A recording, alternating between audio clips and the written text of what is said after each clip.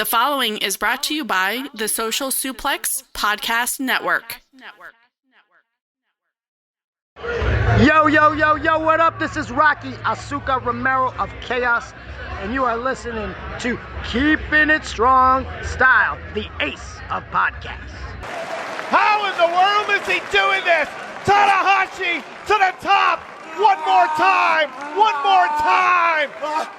High! Play! Oh,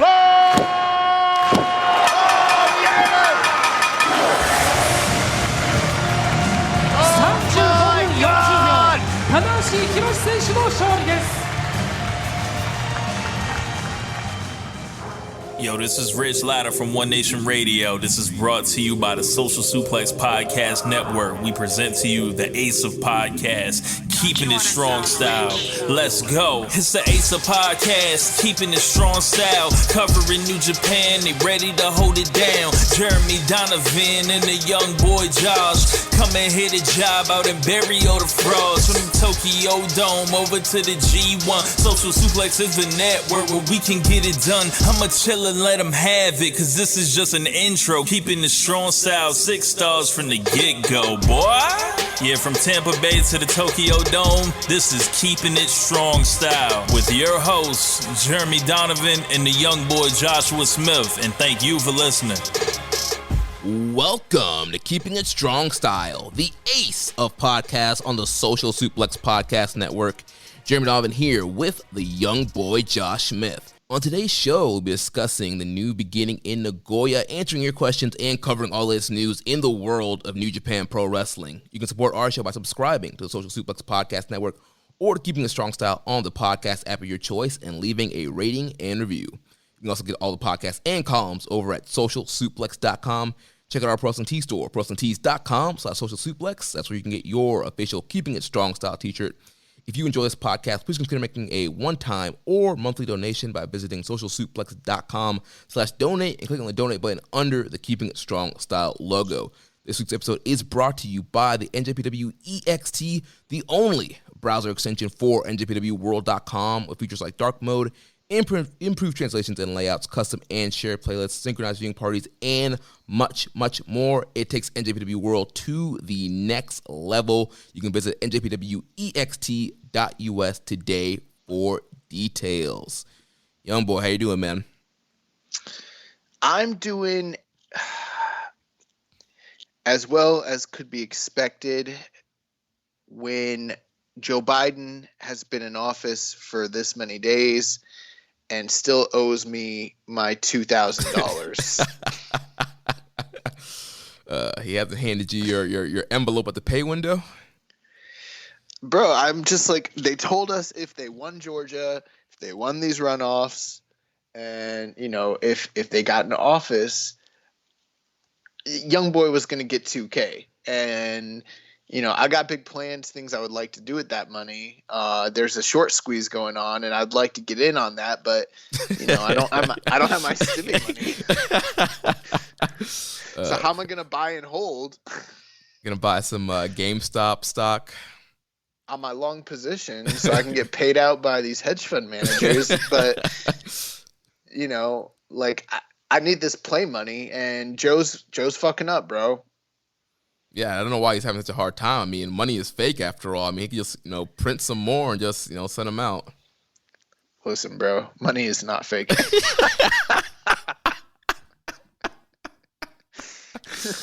Oh my gosh. The money's very real. Oh my God.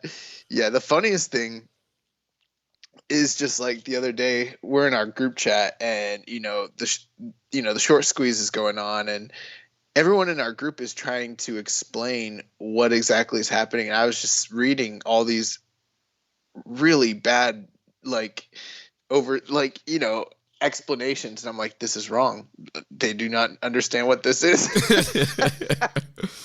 I feel pretty confident the only person in our group aside from me that actually understood what was going on is Dan. Yeah. Because me and Dan would be talking separately, and I'm like, is everything they saying sound wrong to you? And he's like, yep. I didn't say anything. I was just, was watching the madness happen in the thread.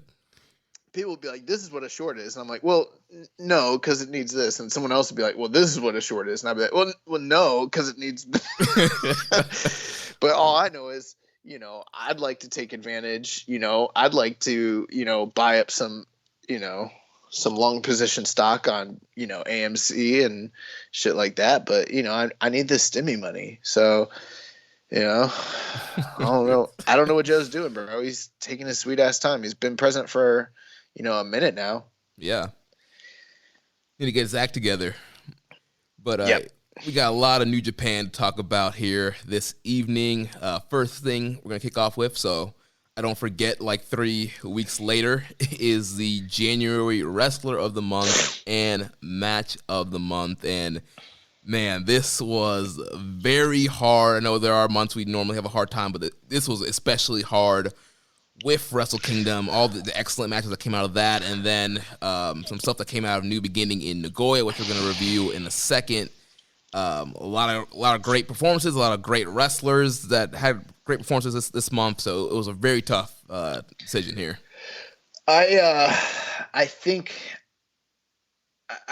we might have potentially had months where maybe the Wrestler of the Month or the Match of the Month might have been more difficult, but I cannot recall any time where both of them were this hard simultaneously, and also where our two opinions varied so drastically. Like every now and again we'll have a disagreement or what have you, but on this one, I mean, you've got an opinion, I've got an opinion. Prominent, Raiders, Mr. Dave Meltzer, he's got opinions that differ from our opinions. And then you look at the ratings and, bro, they're all over the place. And the one thing is that there's critical acclaim for performers as well as matches alike. They told us New Japan was dead. They said it was cooked, that it was finished. Finito. It's a dying finished. Brand. This shit was a wrap, son. But seems they're wrong. We actually had, I count, at least 3 possible deserving Wrestlers of the Month and at least 5, matches of the month. And we're not talking about, October, King of Pro Wrestling time, where there's not, there's a junior tag tournament going on. No, we're talking about Wrestle Kingdom and New Beginning, like 2 of the biggest, hardest hitting shows of, the year. And we've got like 5 near 5-star matches. It's, fucking insane. Yeah. So let's start off with the Wrestler of the Month, because that was a little bit easier. So we decided to go with the Golden Star, Kota Ibushi, for the Wrestler of the Month for January. 2 near 5-star matches back-to-back, defeating Naito on night 1, defeating Jay White on night 2, and finally reaching the pinnacle, winning the IWGP Heavyweight title along with the IC title. It was kind of a big moment. Everybody's been questioning, when are they going to put the belt on Ibushi? When are they going to put the belt on Ibushi? When are they going to strap the rocket on this kid? And they finally did it. He's the champion. He's the man. He is a top guy in New Japan right now. And it was just a special moment for him, special night, and 2 great performances. So, yeah, Kota Ibushi, Wrestler of the Month. Very often if someone wins the IWGP title and they do it in, impressive fashion, that puts them as a front runner for Wrestler of the Month. Shingo, coming off his back-to-back matches, the incredible performance against Jeff Cobb, and then this banger that they just had just a few days ago with Tanahashi. That put him in serious contention. And then there was obviously Will Ospreay having this incredible feud with Kojima, that no DQ match, as well as the incredible match he had with Okada. Both of them very well deserving. But I mean, when you look at the moments for Ibushi, the story that was told, plus the quality of the matches, I feel pretty confident that's the right way to go. Yeah. And then for the January Match of the Month. Now, this was literally like hair splitting right here, like picking this matchup. Like Josh mentioned, there was literally 5 matches that we could have gone with up for contention. Okada Ospreay, Naito Ibushi, Jay White Ibushi, Cobb and Shingo, Shingo and Tanahashi. Literally any of these matches could be the match of the month, all getting anywhere between 4.5 to 5-star ratings across the board on different grapple cage match, Meltzer between Josh and I. I think it really just comes down to your taste as a, wrestling raider, if that's how you like to classify yourself. I mean, it's one of those things where like I might give something 4.5, but I see the merit where someone else like say Cobb and Shingo, like that's 5-star match. Hey, have at it. It was an awesome match, and these were all wildly different in styles. So I think that also plays into what your individual tastes are. But the big thing here is that, like you just mentioned, any one of these could have been the match of the month, and the one we're going with, I personally didn't even agree with or necessarily favor, but I kind of like left it up to you, Jeremy. I also kind of left it up to the good folks over at Grapple and Cage Match, and our match of the month. Go ahead and take it away. Yeah, so the January match of the month will be the Never Openweight title match that just happened at New Beginning in Nagoya between Shingo and Tanahashi. And I will gush about this match later on when we get to our Nagoya review. Awesome. Yeah. And I will give the contrarian view. Yeah. And what's funny is like, I'm going to gush about the match as well, because it was awesome. So, it's funny when you're talking about matches of this kind of quality, it is splitting hairs. Like, I thought that was a 5-star match. That was a 4.5-star match. 4 3/4. When like, I remember growing up, like whole years where like you didn't have anything like that in North America, like at all, Yeah. So it's like, it's kind of crazy. Yeah. So we're actually going to kick off talking about NJPW Strong before we get into Nagoya this week. So Lions Break Contender happened on Friday, January 29th. We had Clark Connors defeating the DKC. DKC now in his Young Lion gear. We had Chris Dickinson defeating Rocky Romero. And then in the main event, we had Fred Rosser, Leo Rush, and TJP defeating the Bullet Club team of El Phantasmo, Hikuleo, and Kenta. But the real big talking point here is the current IWGP US champion, Jon Moxley, makes his Strong debut by attacking Kenta post-match, lays out ELP, lays out Kenta, holds the title up in the air, and we get the official wording from the IWGP committee that it will be Jon Moxley defending the title against Kenta on February 26th, New Beginning USA on NJPW Strong. Let me ask you a question. So I made this tweet. I don't know if you noticed. I've been trying to be a little bit more active on the Twitter. I think sometimes I also sometimes get into fights with people on Twitter on the account. I don't know if you'd be seeing that. I do. So people, if I know you're doing a good job of signing off your initials, but if you ever see anybody arguing on @KI Strong Style, I would say 99% of the time it is not me. It's Josh. After I get done, and I'm like, Jeremy's probably like, why is he playing on my damn phone? Well, the notifications start blowing up. I'm like, why are we getting like a bunch of notifications? I didn't do anything. And I'm like, oh no. Listen, I gotta stand up for truth sometimes. But what I noticed, I put together this tweet, this great, lovely tweet. Has a picture of Mox and Kenta going face to face. I've got the hashtags. I've got the @. I got everything I think you need for like a good tweet, right? I send it, and it's literally like I watched this show, so I sent it out almost in real time. Like I don't know what Jeremy was out. He was out living lavishly out on the town doing something. I'm sure he's wearing a mask, but I don't know what he was doing. I was watching WandaVision, man. Oh, it got pretty good this week, right? Dude, yeah, WandaVision's getting lit.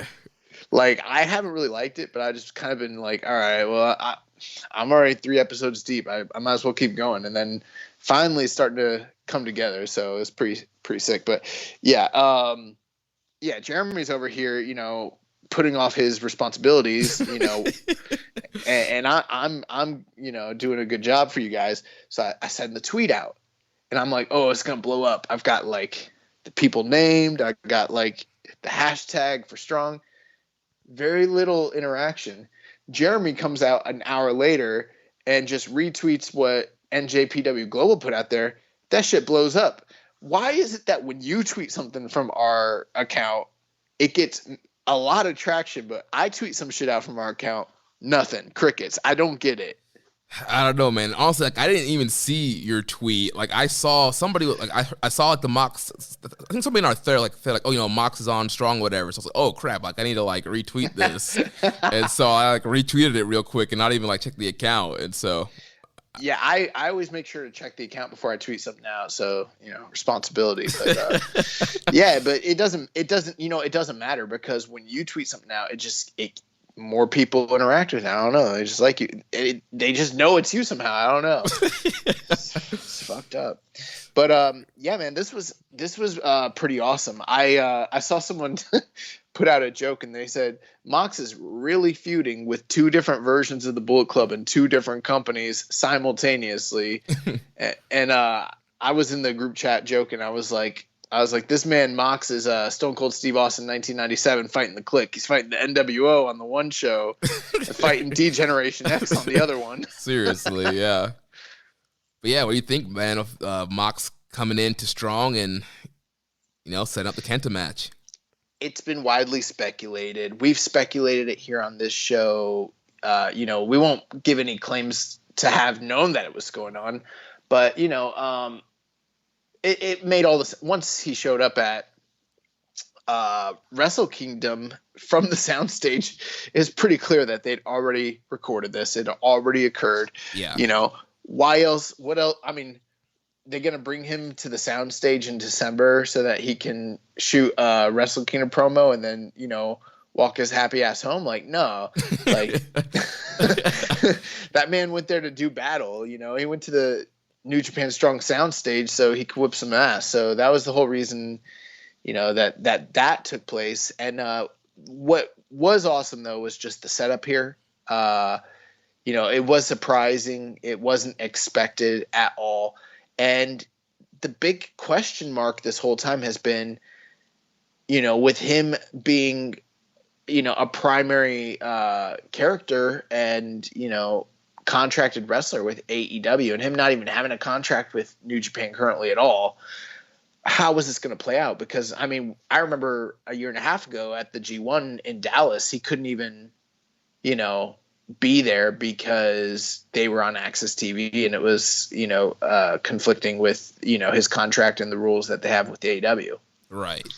So, yeah, that's always been the big thing. Yeah, Mox not being allowed to wrestle on U.S. TV for any other promotion besides AEW. He could go to Japan all day he wants, and obviously that was going to be the plan, but obviously COVID happened, and we all know the hot mess what happened there. And so, yeah, the question mark was, was Tony Khan going to let Mox, his AEW guy, compete on Strong, even though it's going to be on NJPW World, not on, you know, cable television or anything. And so we got our answer. You know, clearly there's been tons of reports and speculations that, you know, Tony Khan would like to, you know, quote unquote, open the forbidden door or kind of open working relationships with New Japan. And this could be the first step here, and letting them use Mox on TV on their, you know, NJPW Strong to do this big U.S. title match. Yeah, and, you know, they needed to make good at some point anyways. The one thing that did throw me off is, like, I assumed, you know, based off what we saw on Friday, I was like, okay, so they definitely, like, have already taped this. But then one line Mox threw out there is he said, you know, I'll see you in Tokyo, or however we got to get it done, we'll get it done. And then I was like, oh, maybe they are going to do it in Japan. Right, you know? yeah. And then when I first saw the graphic for the match, I didn't read well, and I just saw New Beginning, and I was like, oh, are they, like, adding it on to the New Beginning? Like, did they like find some way to, like, get these guys into Japan? And then I realized, oh, it's the New Beginning in USA. Yeah. Oh, it's Strong, so it's not the same. Yeah. Yeah, I'm excited for the matchup. Something fans have been waiting for a long time. Strong is getting a lot of buzz over the last couple of weeks with some of the promos and angles they've been doing. It's kind of what we've been asking for. Promos, angles, story developments, make it kind of blend in what's happening. In New Japan, in Japan. And so we're finally kind of getting some continuity here between both sides and this Mox Kenta rivalry, and we're finally getting this is a real big money match that we're getting here on Strong. It's gonna be a lot of eyeballs on the product next couple weeks. Well, here's the thing: you don't have a television product in the States. You've got a U.S. based show that's streaming on your streaming service, and you want to grow that user base. You need something that's going to draw them. And, so often, like we've mentioned on the show, we see it all the time online, people asking, how do I watch New Japan? How do I get involved with it? Yada, yada, yada. Well, one of the biggest stars in the world right now, especially fresh off his, championship stint in AEW, you got Jon Moxley, you bring him on to Strong. I've been seeing tons of people that are like, how do I watch this? And the only way they're going to be able to watch it, unless they go through some nefarious means, is getting a New Japan World subscription. So I think that this is going to be something that really catapults them to see an uptick, even if it's just for the month. I'm assuming that like February is going to be a big month for subscriptions, and that's relatively speaking. I'm not saying 100,000 or anything, but, it is going to be a jump, and, maybe those same people will stick around and watch these other New Beginning shows, or maybe the stuff going on into March, like Castle Attack or New Japan Cup. So I think that's a good move. I think they're getting the most out of this that they possibly can, given the circumstances. Yeah, and they're doing some great marketing too, which I'll talk about in the news, as far as incentivizing new subscribers to sign up for NJPW That's true too. World. Yes. So they're really capitalizing on this, and it's very exciting. I'm glad to see. And so I agree with you. We'll definitely see an increase in subscriber numbers here.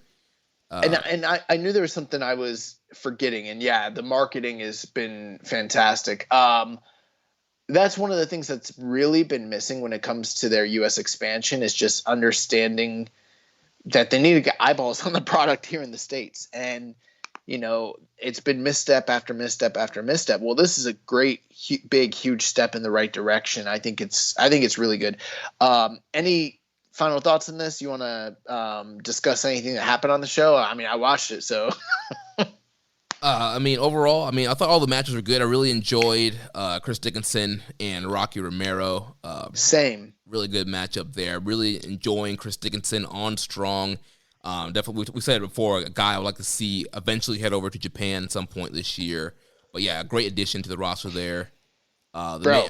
He has to. Like, he's sitting here talking about wrestling on the cerulean blue mat and just like putting over yes. New Japan. He puts over New Japan harder than any other, domestic talent here in the States that they've brought on. His promos are great. Yeah, he's almost going to turn babyface with the promos he cuts post match. He's like, I am here wrestling for this lion mark in the cerulean blue. I just beat one of the most decorated junior wrestlers in the company. Like, this man was cutting this fiery promo. I'm like, all right, like, I'm behind this guy. Like, let's go. Chris Dickinson too. A lot of really good content on like his Twitter. Like, he's just kind of like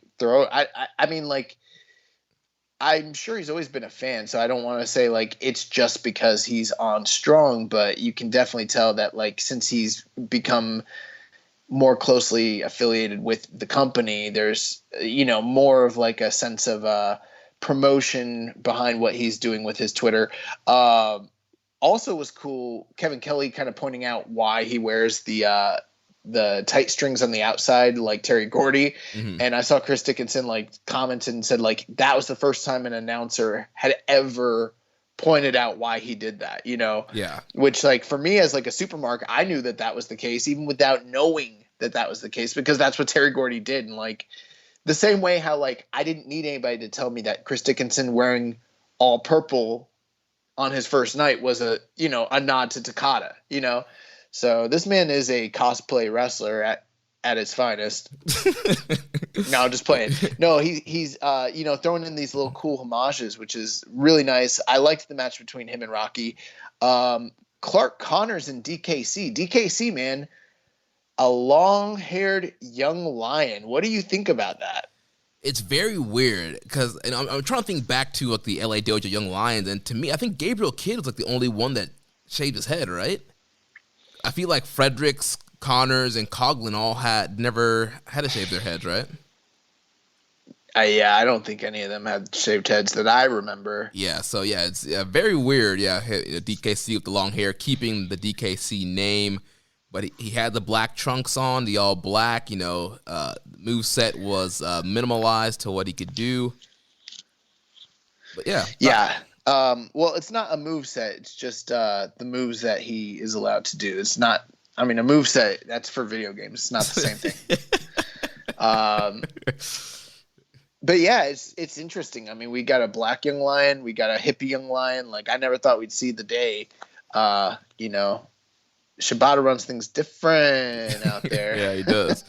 Yeah, I love the fact that they're just putting over like how well Clark Connors uses the Boston Crab, and like just how like devastating his Boston Crab is compared to the other young lions, and they've been really putting him over with that. I mean, I'll tell you one thing that's interesting is like the way I learned to do a Boston Crab is completely different than the way everybody in New Japan does it.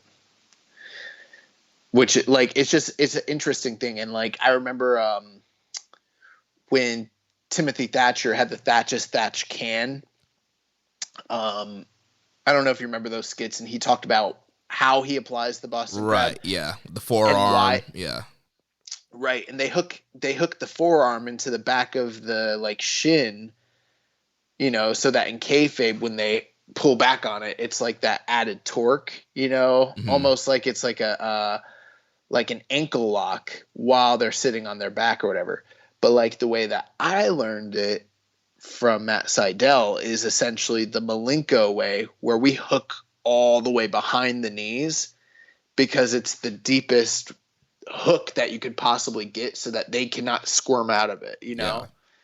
And I asked my like trainers, it's like, can I do it the way they do it in New Japan? And they're like, no.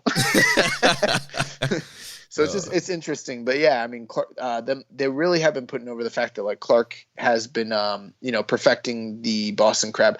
I don't understand why if he can perfect the Boston Crab, El Phantasmo can't perfect the super kick, but I'll let that one rest. Well, speaking all these people that think that he's got something in his foot, I bet they're all like Q supporters. Well, speaking of he's fucking conspiracy theorist, bro. Speaking of El Phantasmo, he ate the pinfall in the main event, debuting Leo Rush, making his strong debut this week. Pinned El Phantasmo, which is going to set up a match with those guys later on, which, it's kind of a good sign for Leo Rush to be pinning, one half of the current junior tag champs, the Super J Cup winner. As of right now, it looks like Best of Super Juniors will happen again in April, so maybe we can get Leo Rush over in Japan for that tournament, so that'd be great. They got a lot of really great junior talent to draw from here on Strong, and some of the guys also that were involved with the J Cup. And I mean, that's not even to mention like the CMLL and Ring of Honor guys. I mean, they've got a lot of talent to pull from if they decide to bring people over. One thing I thought was really funny was at the end of this match, actually, it might have been, I don't remember which match it was. It might have been the Chris Dickinson match, but who's the commentator? Alex Kozlov? Yeah. Yeah, bro. He someone did a Death Valley Driver, and he was like, burning hammer. Yeah, I heard that. Dude, I was like, SMH. Yeah, I just shook my head. Dude, yeah, he called a couple things wrong throughout this show. He called someone by the wrong name right after that. I think, he said the wrong guy won right after that too, and I was like, oh my god, or called him the wrong name. I was like, what? How did they let this air? Dude, no, yeah, this is tape. Come on, guys. But yeah, solid main event here. Sets up Leo Rush, ELP rivalry. We get the Mox run in, set up the Mox Kenta match. So a very eventful episode of NJPW Strong this week, and gonna run down what's coming up the next couple of weeks. But I had a question here from Sir Sam over at Wrestling Headlines, and he says, how much harder does the NJPW Mox theme slap than the AEW one? I'm going to go with a Doki slap versus a Suzuki slap. Okay, I follow everything, but what I don't understand is what does he mean by Doki slap versus a Suzuki slap? So it sounds to me, I understand that he's saying that the AEW theme would be a Doki slap, whereas the NJPW's theme would be a Suzuki slap, because Suzuki slaps harder. Well, I've noticed lately on this tour, especially recently when Doki was facing off with a couple guys, that like his slaps are fucking hard as hell. So, I mean, if he's saying maybe if what he's trying, I don't know if he's trying to say that Doki's slaps suck and Mox's slaps suck, or if he's saying like Doki slaps hard, just not as hard as Suzuki, and that, you know, and that's how he's like likening it to the themes. But you know, I'm not really a theme guy, so I don't even know what Mox's music in AEW even sounds like, but I do know what his music in New Japan sounds like, because it's got that big riff, you know, electric guitar intro that almost sounds like the beginning of Dove's Cry by Prince. It reminds me of that a little bit, so that's why I kind of know it. But to me, the whole entire character of, as great as he's been in AEW, and there's no denying he's been awesome, bro, the Death Rider is so much better than Paradigm Shift John Moxley, especially with the fucking fight gear and the leather jacket and coming through the crowd. It's just a different guy, bro. Yeah, I mean, I like both themes, but I do like the New Japan themes a little bit more. I wish he could use that both places. And, you know, I wish he would stick with the shorts gear, you know, the MMA look, because he's dropped that in New Japan also. Because remember, he fought Suzuki in the long camo pants at New Beginning last year. Yeah, he might be dropping it. He also wore the traditional, you know, trunks, the biker shorts in AEW a time or two on Dynamite. So, you know, who knows? But yeah, man, I kind of like the idea of there being like a US Mox and a Japanese Mox. Like, I know that there's other guys who've actually done something like this, that like they have a different person, or like, you know, like Mick Foley. Yeah. You know? Mick Foley, like, you know, there's Cactus Jack in WCW, and then there's Cactus Jack, you know, working FMW and shit like that. It's not, you know, it's blowing different. himself up. Yeah, so I kind of like that sort of idea. Yeah.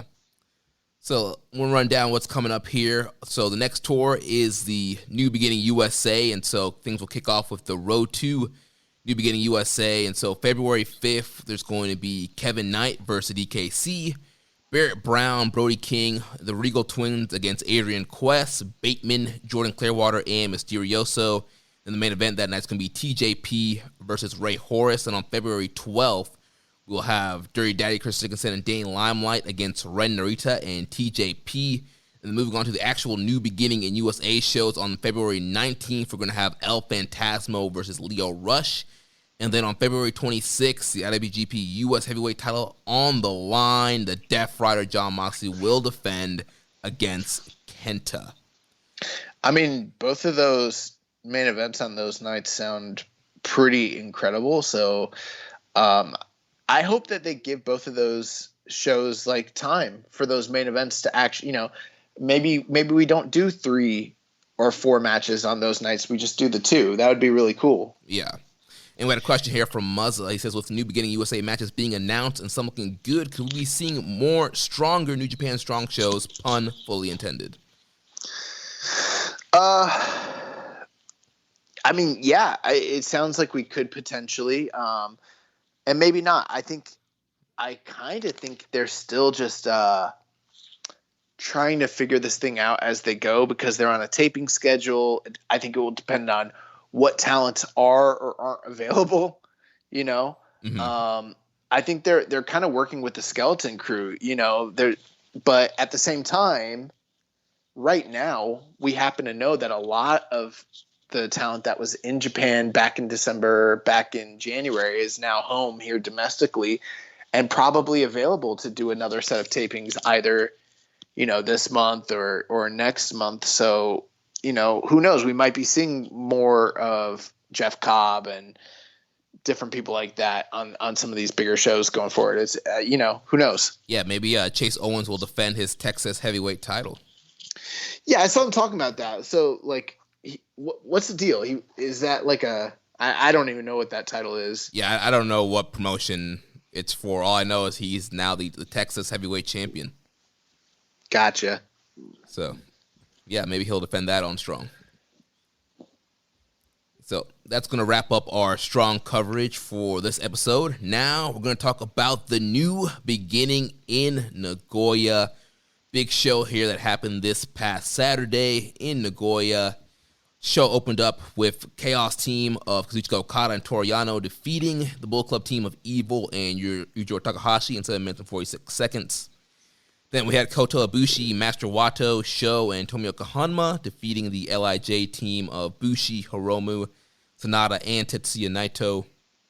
We had a question here from Reddit user Hawaiian Punch VV. With Bushi's title reign feeling more and more like a transitional run, do you think his run will last over under 98 days? His two longest KOD openweight title runs lasted 98 days. Okay. Well, I mean, that would be outside of, New Japan. I mean, that was his home promotion with DDT. That's their top title. And, he was never a lengthy title holder. You're basically talking about a little over 3 months in both cases. So I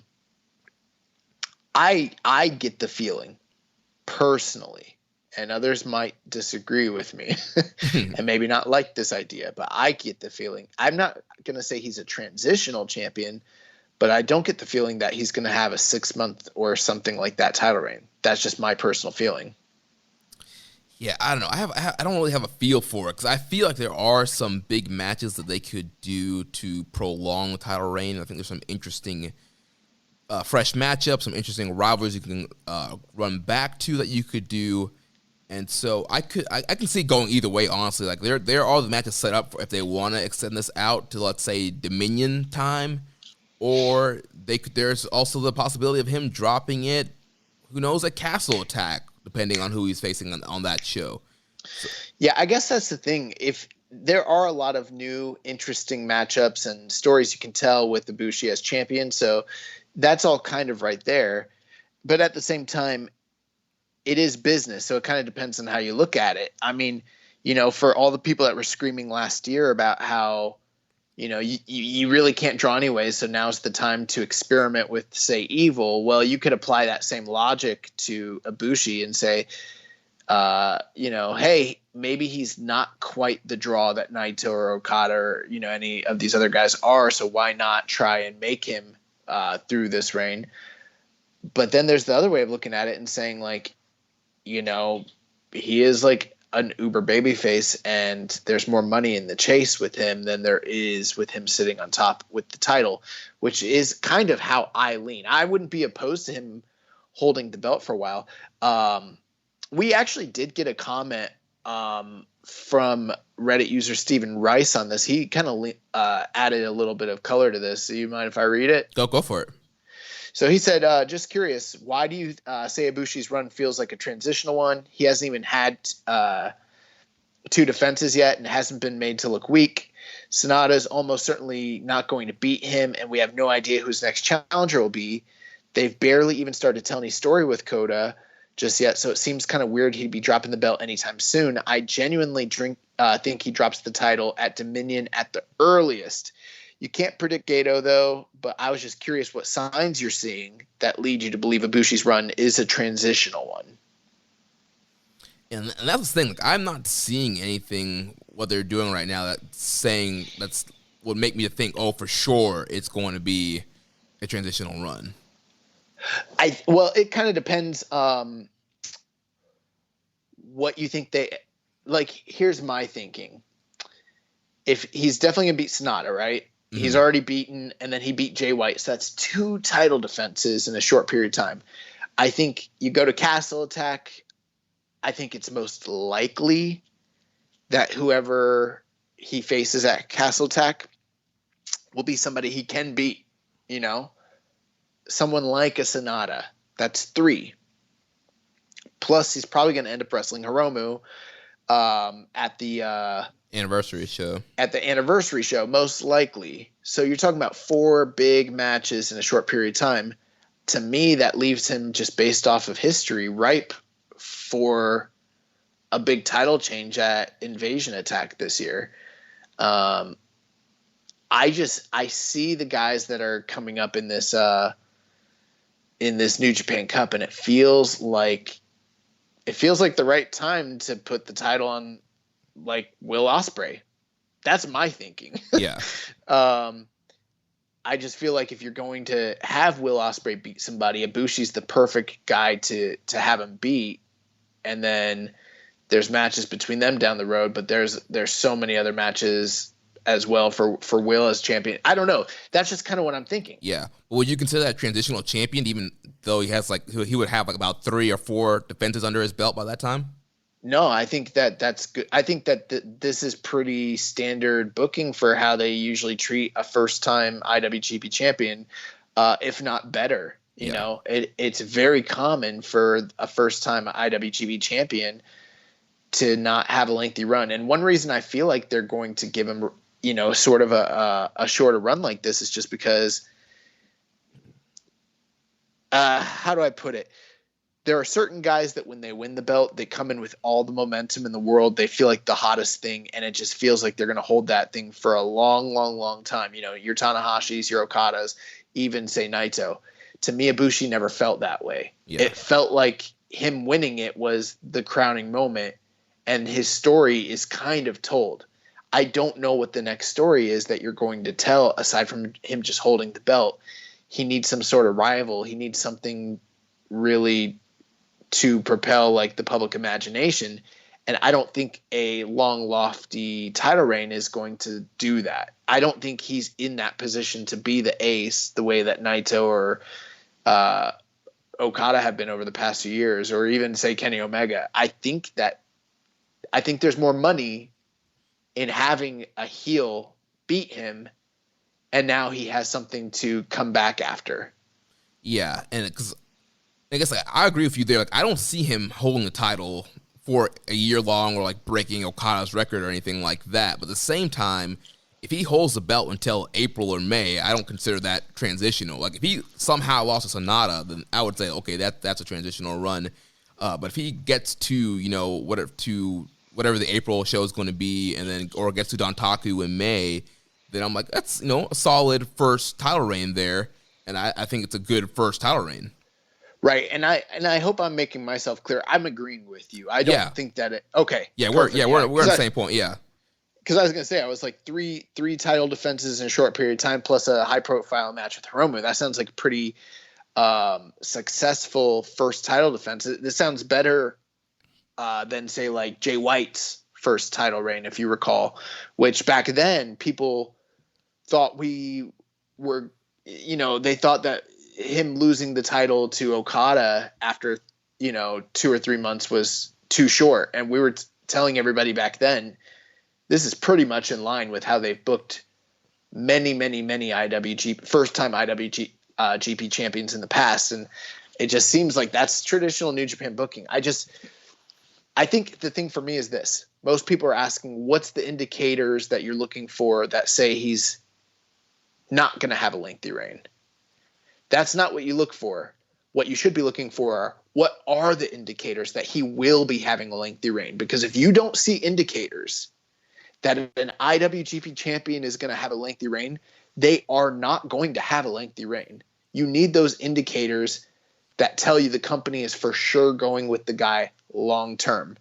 Stories, feuds, something built in. You knew Okada was going with it for a while. You knew Kenny Omega was going with it for a while.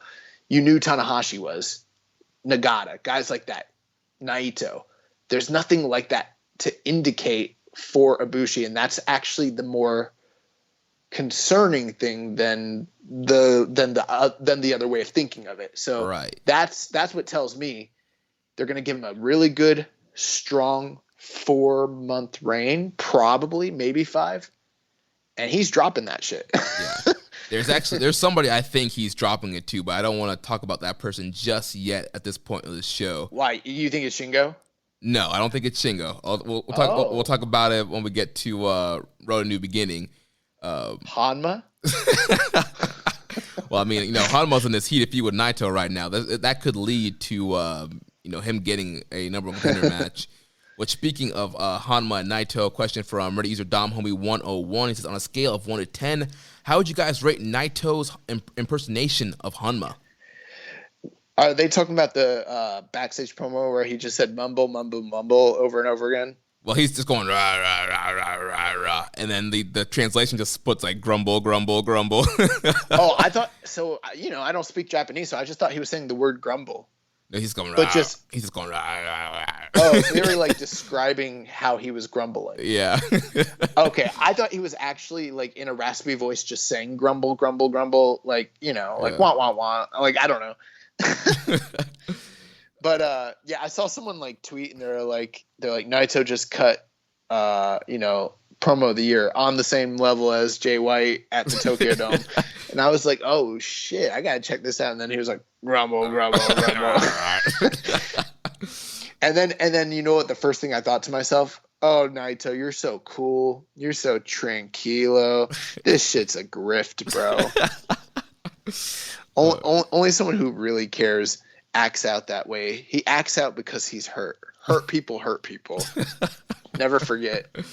Yeah, but I mean, I think it's a pretty spot on impersonation. I mean, sounds pretty close to Honma trying to talk. So, have you ever seen Pan's Labyrinth? I have not. They've got a character who's a faun, which is like a mythical creature, and he literally speaks in the graveliest voice ever. And like the first time I ever heard Honma, I was like, holy shit! Like I was like, he's like a Del Toro character. It's crazy. So moving on to the next matchup here, our first big match on this Nagoya card, we had the Great Okan versus Hiroyoshi Tenzan. Loser must stop doing the Mongolian chops. Our boy, the Great Okan, he defeats Tenzan 12 minutes and 45 seconds. So what do you think about this matchup?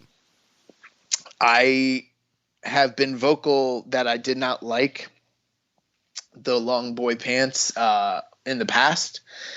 It does appear that he's breaking those out for the big, quote unquote, big singles matches. This was one of them, but he got new gear, new pants. So, I mean, he really took this one seriously because, I mean, I actually liked the new gear that he kind of had. It didn't look as hokey and cheesy. He probably got that Wrestle Kingdom payday and kind of decided to invest in himself. Got that Obari money.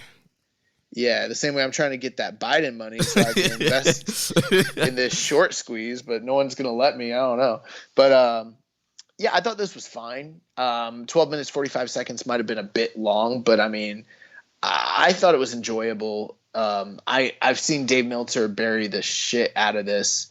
I don't really understand why, because, I mean, it's Tenzan and he's old as fuck, and you kind of don't expect things to be great, but apparently Okan still is a charisma black hole and just does not have it, and whatever. Yeah, that I thought it was fine. I didn't think it was a great match. I didn't think it was a bad match. I didn't think it needed to be. It was it was telling the story of Tenzan passing on the Mongolian chops to Okan like we had kind of speculated. It's got 3-star, literally a 3-star rating on both Grapple and Cage Match, which is probably what I'd give it. So that, along with the story, I was entertained. I thought it was fine. Yeah, personally, I went 3.25 on it. I thought it was. I'll jump up with you. I'll give it that extra quarter. I don't give a fuck. And I think the thing here with this match and the next match we'll talk about with Ospreay and Kojima, the heat really helped elevate it. So also, yes, it was not a Okada-Tanahashi 5-star classic with a series of 5-star matches leading into this match. No. They told a great story of Great Okan taking out Tenzan at New Year's Dash, building up the feud on the Road to show, having Tenzan come back, having these wild and crazy brawls of the DQs and no contest finishes, and then putting up the Mongolian chop online. And we talked about it last week, just how big the Mongolian chop, is to Tenzan, one of the, because Tenzan's a big star. He was a big star, one of the biggest stars in New Japan in recent times, and especially during that Dark Age era. Mongolian chop, one of his biggest moves. I mean, that would be like, if The Rock couldn't do the people's elbow anymore. Like, the Mongolian chop is like one of his big things, and the crowd pops for it. You know what was funny the other day? I was going to say that, but I was thinking, the people's elbow's too big. You know what it would be like? It'd be like if he couldn't do, I know it's a sequence, but if he couldn't do the one, like the punches, the 1, 2, 3, look back, spit in the hand, and hit you with the third one. Right, yeah. If he wasn't allowed to do that spot, it's not his finish, but he's not, The Rock does that in every match. Right. If The Rock, even now, if The Rock doesn't wrestle, if he's going to go face to face with the Dolph Ziggler, he's going to do the 1, 2, 3, spit in the hand, boom. And if he can't do that, he's not The Rock. Right, and so the Mongolian chops was very important to Tenzan, and so it was a big deal here. And Great Okan had made that a part of his arsenal coming back from Excursion. So it made all sense with everything they did in the build and in the stipulation. Like we said, this was kind of the passing of the torch moment. Tenzan now has to retire the Mongolian chops. It's Great Okan could do it, and now Great Okan's going to get heat every time he does it because his moves mean more now because he took it from Tenzan. Right. Yeah, I liked this. I like the stakes. I like the story. And again, it's like what I talked about last week is just like context. If you're not watching the product and you're, surveying and judging everything in a vacuum, maybe you don't get this, or maybe it's not going to be entertaining to you, I suppose. But if you're following along with the stories, or if you're even reasonably informed about what's going on, it makes all the sense in the world. So I dug this. Yeah, and I thought Tenzan did the best he could, even busted out a moonsault attempt and, gave it his all. So, yeah. Yeah, he didn't get very high up on that Dominator, though. So, moving on to the semi-main event of the evening. No disqualification match. The Commonwealth Kingpin, Will Ospreay, defeats my man, the leader of the Bread Club, Satoshi Kojima, 16 minutes, 57 seconds. Yeah, this was really cool. Just balls to the wall action, super intense. The reason that this match needed to be no DQ is because Ospreay and Kojima in particular, all throughout the New Beginning tour, every time that Tenkoji and the United Empire have gone head to head and got those matches thrown out, it's primarily been because of Will and Kojima. And so they had to settle this in a no DQ match. And these guys came out ready to fight. They came out, this was no flex zone. They were not playing games. Yeah, Ospreay coming out with the trash can of weapons, coming out with the guitar. Yeah, getting his Jeff Jarrett on. Yeah, like Elias. Ready to play it, pick a tune on you boys. But this one thing is like in the New Japan setting, weapon shots and ladder spots and things like that, you get more bang for your buck because it's seen so rarely in this sort of environment. So it's almost like it has more of a novelty.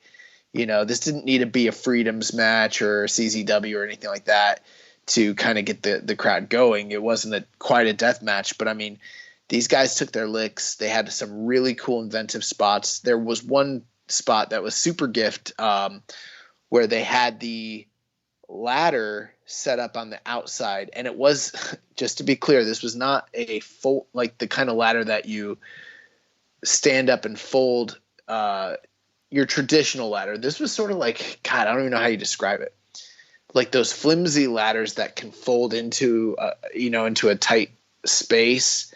And like, I don't even use those ladders. Like, I don't even know where they fucking got this ladder from. And I saw them set it up, and I was just like, "Oh my god!" Because obviously it's one of those things where it's like it was wedged between the apron and the barricade, so you kind of knew that eventually someone was going to go through it. And I just knew it had to be Will because the ladder was so thin. I'm like, whoever goes through that, it offers no protection. They're just going to take a seriously bad bump on the outside. And lo and behold, this man's up on the top rope, gets the strongest lariat. He takes one of the nastiest dives through that, flimsy ass.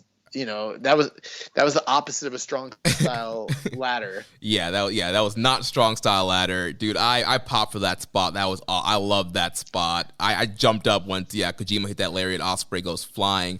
There's so many great spots here. I mean, Kojima ate a power bomb through a table that the table exploded, which you rarely see. The aforementioned guitar, Kojima got his hands on that, bashed it over Ospreay's head. There was Kojima doing a hip toss to Ospreay on a chair that was set up. These guys are doing a lot of crazy spots. Kojima, 50 years old, he didn't have to go out here and do this crazy match and take all these crazy bumps and do this crazy match, but he went out here and really had a hell of a plunder brawl here with Ospreay. Well, I think he had a goal in mind, and that was to make Will Ospreay look as good as possible, give him like the quote unquote real man match. And that was something he did here. I loved the way they laid this out because, we see plunder brawls all the time. You see, spot fest, big moves. I mean, the moves are getting bigger and bigger every year.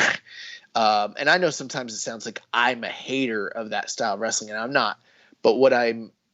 But it doesn't affect me the same way as other people if they're not necessarily done in the right way. And what I mean by that is, if you do say like a Canadian Destroyer, that's cool. It is cool. But if you do it at the right time in the match to where it's memorable, then you're going to get more reaction from someone like me as opposed to if it's just a throwaway move in the middle of the match that doesn't really lead to anything. And what I noticed with these guys, a lot of the really cool stuff they did at the end, it was just all in sequence. I mean, the freaking hidden blade with the chair in front of Kojima's face. Yeah. And then he followed up with another one. Just prior to that, Will had tried to go for a freaking the Oz Cutter lariat counter was awesome. Yeah, and those moments, like they built that finish up, those finishing sequences with those big, dives through the table. I mean, how often do we see matches where there's a million table bumps, there's a million ladder bumps, and it's happening and it's chaotic and it is good, but you don't really remember it. But in this match, like, it's going to be hard for me to forget, the Death Valley driver through that table, the strongest lariat off the top rope into the freaking ladder. Like, that stuff's going to stick out to me. And I mean, I actually think people are slightly maybe even underrating this match just a little bit because of the fact that it was an older Kojima and everything like that. I mean, I really thought they fucking delivered here. What do you think that I rated this match? 4.5? Yep.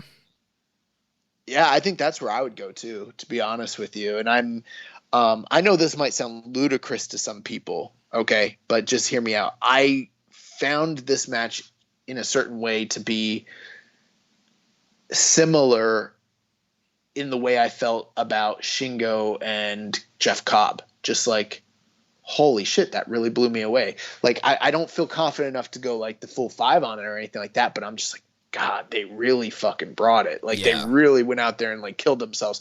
That was awesome. This is the kind of wrestling I like. Yeah, dude, I was thinking about it. I was like, saw a lot of people throwing 4, 4.25, and I'm like, am I overrating this? I'm like, nah, screw it. No. 4.5. This match was freaking awesome. My man Kojima went out there and killed it.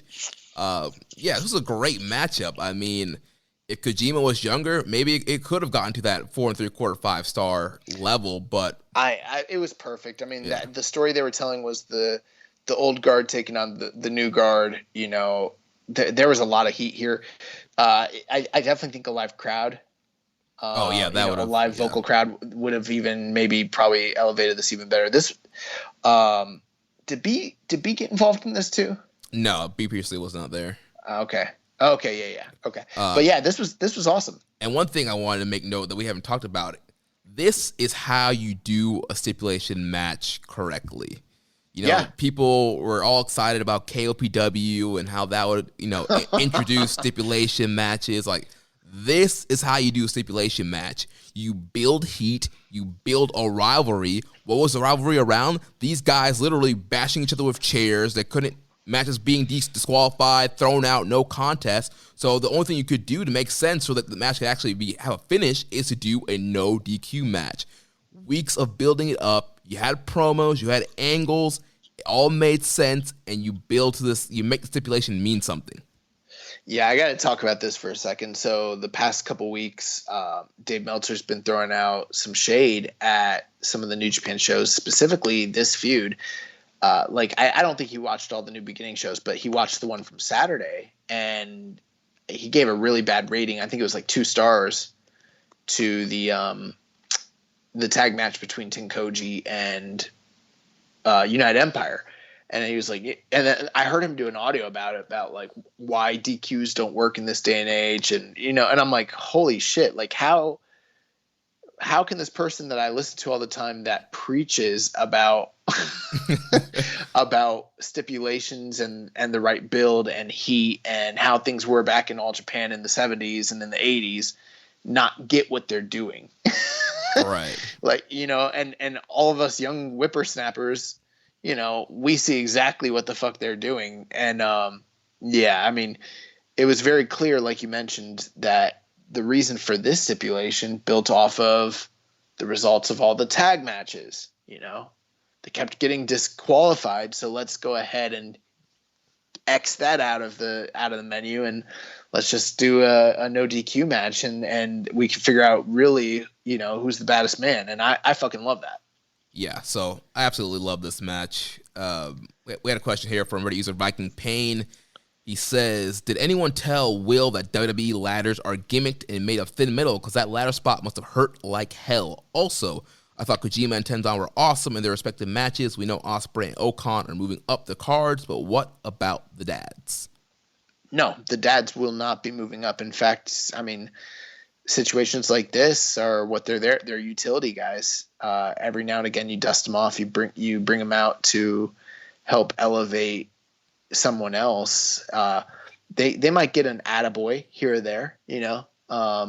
Who knows? But they're not going to get an actual sustained push or elevation in the traditional sense. Yeah, with Tenzan losing the Mongolian chops, I think we're seeing the beginning of the end for him. I could see this being his last, active year, if not some retiring within the middle of the year, possibly.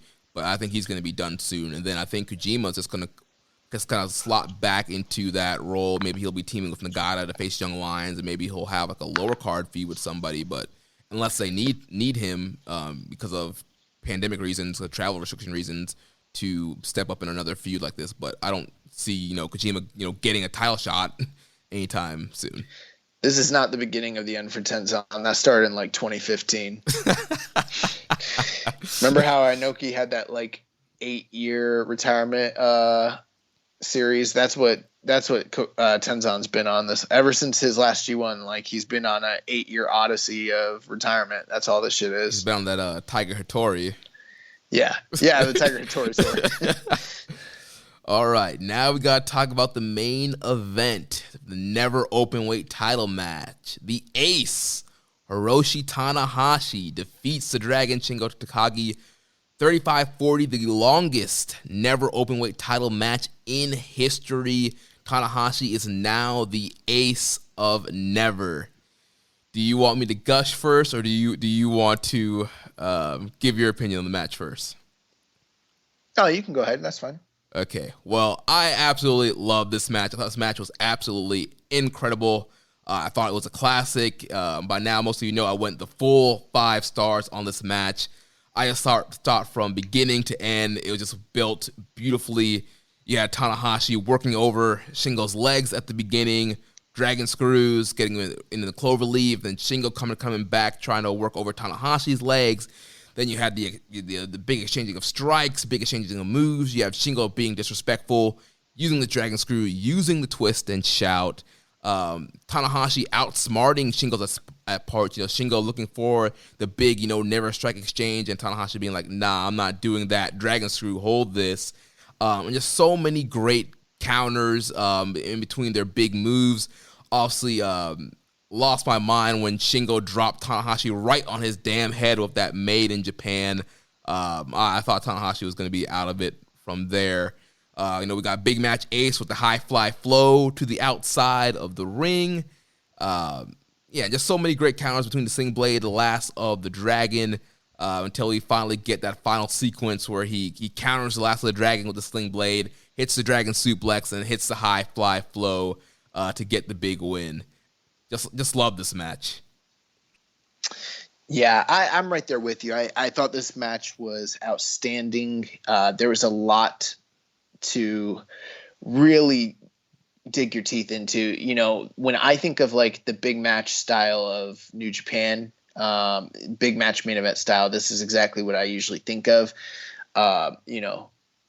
Longer told stories that are kind of layered and build off one another that lead to, crazy exciting finishes, which is exactly what we got here. So this was very prototypical in a certain sense, but at the same time really stood out for quite a few reasons. I mean, a dream match of sorts. Shingo and Tanahashi never, wrestled in a one-on-one situation ever before. The intrigue, the fact that like at this point, Shingo is probably, if not amongst the best never champions of all time. He may even be the best never champion at this point. And, Tanahashi's never challenged for this title, and he is the ace. And, a lot of speculation about what's going on in the company, especially with their potentially, unifying the two top titles in the company. That would make this the de facto number 2 belt in the company. So, I mean, having someone of the ilk of Tanahashi fight for this title really adds a lot of prestige. The legwork that was done early between both guys was a big part of the story that was here.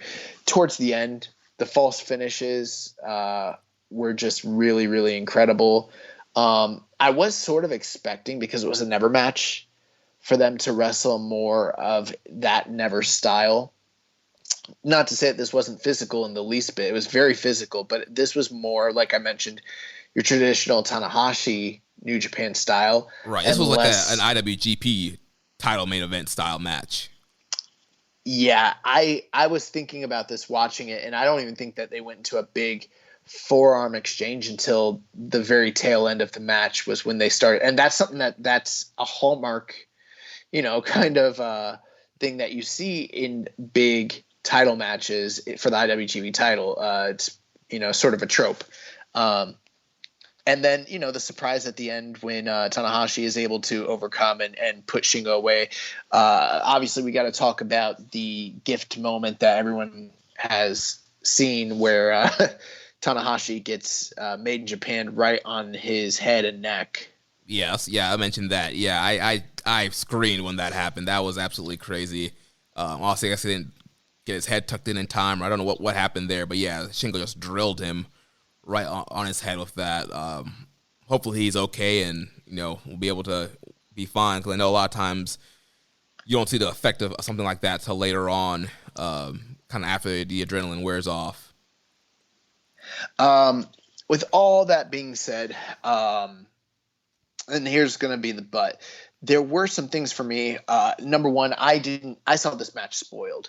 So I kind of already knew what had happened. And then I saw the hype. And I mean, the hype that I saw was I thought that everything we saw at Wrestle Kingdom this past month was, just outstanding. And then I saw people saying like this blew all of that away. I saw people saying that had this happened back in December, let's say, that it for sure would have been the 2021 match of the year, that New Japan hadn't had a match like this in a long time. So I'm thinking like, holy shit, Okada, Omega, something of that sort of nature. I was like, we're getting like an Okada Shibata match here. And I got to tell you, watching it, even though I didn't watch it, unspoiled, I don't feel we got that. I felt like we got a really, really, really, really good match. I'm going 4.5 on this thing. I did feel like the match might have gone a little too long. I don't think that it overstayed its welcome, but I felt like the early legwork was a little bit slow, monotonous. And even though they tried to sell it, I didn't think it was completely necessary for the story, except for I think they needed to fill the time. And then the other thing too is I just feel like, and we always talk about rating matches, it's a gut thing. I see Tanahashi and Shingo have like a million better matches than this, and I'm seeing people throw 5s on it, but I'm like, when I saw Shingo and Ospreay, there was no doubt that was a 5-star match. But this, I don't think this holds a candle to that match, and that was the match of the year 2 years ago. So that's my one thing, and that's not to say the match isn't outstanding and incredible, but I think there's a possibility, because people love these two guys so much, and because of that one spot where Tanahashi got dropped on his neck, and then also the fact that Tanahashi won, I think people are overrating this match just slightly. Not to say it's not an incredible match, but I do think people are overrating it. And another spot for me was where I was already about to throw 5 was when Tanahashi hits the Dragon Suplex and the Sling Blade. Shingo kicks out at 1. He pops up, hits a pumping bomber. Tanahashi kicks out at 1. At that point, I was like, "Here we go, baby!" Awesome. I'm like, "Take my stars. Here you go. Here you go. 1, 2, 3, 4, 5. I don't care what happens after this. Like, this is incredible." Yeah. So I mean, but that's my 2 cents. I don't want to like shit all over it, because I know people love it, and I like it too. I just feel like 9. It's got 9.5 on Cage Match. Maybe I need to rewatch it. That's definitely a possibility. I liked last year, the one Shingo match that everyone rated a lot higher than me was the Okada match. And I went back and rewatched it, and I still felt the same way. I liked this a lot more than Shingo and Okada. So, I mean, I totally get why people are in love with it. But to me, I don't even think it's this year's match of the year already. That's just my feeling. Yeah. But we'll see. I mean, people are really into this match, so. Like we mentioned earlier when we were talking about match of the month, there's already a handful of matches that I can see anybody arguing to be their current match of the year right now, based off of what happened at Wrestle Kingdom and then this matchup here. I mean, personally for me, I don't know. I just really love this match. And for me, this is my match of the year right now. I like this match better than anything at Wrestle Kingdom, but that's just me, and I know other people think differently. But now if you and I are chilling and you're like, "Yo, I'm gonna pop on this Shingo Tanahashi again," you're not gonna get a complaint out of me. Yeah. And again, I'm gonna be like, "All right, fucking fire it up, let's do it." And again, you gave it 4.5, which is an excellent rating. So yeah, I thought this match was incredible. People were acting like it was the second coming, like it was the best match, in history. And I just don't see it that way, but I thought the match was awesome. Just really, really, really, really awesome. Yeah, from top to bottom, I just really enjoyed this show. I just felt really energized and excited about New Japan after watching this whole show and watching this main event. Well, I mean, it's not even just that. I mean, the stuff with Mox and Kenta, even though it's pre-taped, I mean, that's very exciting. And then, the very next day, New Beginning, and, these 2 matches back to back at the top of the card. I mean, this was a really great show. So, I mean, very exciting. And I would like to take my victory lap now, where I told you guys why Tanahashi was going to win. And he did that. And I think it was perfectly lined up with all the reasons that I explained that I thought he was going to win it. But there was something that happened after this match that also lines up with exactly what I was thinking, was that I think Tanahashi is going to – I don't know if I said it on the air last week, but my thinking was Tanahashi was going to be a transitional champion. I'm pretty sure I said it on the air I think last you week. did, yeah. You think it wasn't going to be a lot – it was going to be like he's going to drop it to somebody. I pretty much said that it was going to be similar to when he won the belt from Kenny, was that it was basically so he could drop it to some other heel. And I didn't have this individual in mind specifically, but I felt like I actually kind of was thinking like maybe a Jeff Cobb or something like that. But yeah, New Japan definitely has plans in place. And I don't think Tanahashi as never champion is long for this world. We got questions about it too. Yeah, so real quick, the post-match, Tanahashi, he's playing the air guitar with the Never title. Then he's attacked by the Great Okan. Okan lays him out with the Eliminator, holds the belt up over a prone Tanahashi. So clearly we're going to get a rematch of Tanahashi versus Okan for the Never title. I'm going to guess it's going to happen at a Castle Attack. So big plans there for the big rematch there. So first question we had here from Reddit user, "Why did you do that, bro?" Says it's been more than 3 years since Tanahashi's had a successful defense of any championship. Will that unfortunate fate come with this never title run? Has he not even defended any tag titles successfully? I wonder. Well, because him and Ibushi didn't have a successful defense, did they? I'm thinking there's a good chance that they might not have. Because I think they lost the Techers the first time and then lost the rematch. Yeah. Yeah, they did. So, yeah, I'm like looking through the titles that he's held. Yeah, he won the Rev Pro title from Zach, and he lost it right back to Zach. Last time he had the IWGP title in 2019, he dropped it to Jay White immediately. Wow. Last time when he was the 6-man champions in 2017, they dropped that right away. I think we got to go back to 2018 for his IC title run. 2017, 2018 was the last time that he successfully defended the belt. The last successful title defense Tanahashi had of any title was January 4th, 2018, when he defended the Intercontinental Championship against the returning Jay White. Wow. Since then, every time he's won multiple championships, but he's dropped them all quickly after that. So yeah, that's a great stat. That's a 2019, 2021. Wow. Yeah, 3 years. Yeah, so I think he is going to get a similar fate here. I think Okan is going to get the win back and get the never title and kind of, be the first big milestone for Okan. Yeah, I think it's very clear they've got intentions for Okan to come in and decimate him. I mean, look, could he beat Okan? Sure, but I feel like the story. I mean, Okan took a clean loss to Tanahashi, took a clean loss to Okada. He came in, he did his jobs, but the whole thing is, I think it would be a bad look for Okan to, after attacking Tanahashi like this, to eat back-to-back losses to the guy, especially with the title on the line. If this was Okan and him in, say, the G1 later this year or something, then I might lean towards Tanahashi. But because it's happening so quickly after their Wrestle Kingdom match and is for the Never title, I think that this was all orchestrated, particularly to try and get Great Okan over and to kind of make him a star. So yeah, I think it makes all the sense in the world that that's exactly what's happening. Yeah. People asking, how they're going to get the United Empire heat back and get them back over. This is how. This is the start here. We just had this great Tenkoji feud, and now they're set the stage, and Okan's going to get a big win here with the Never title. Then Ospreay is going to win something big.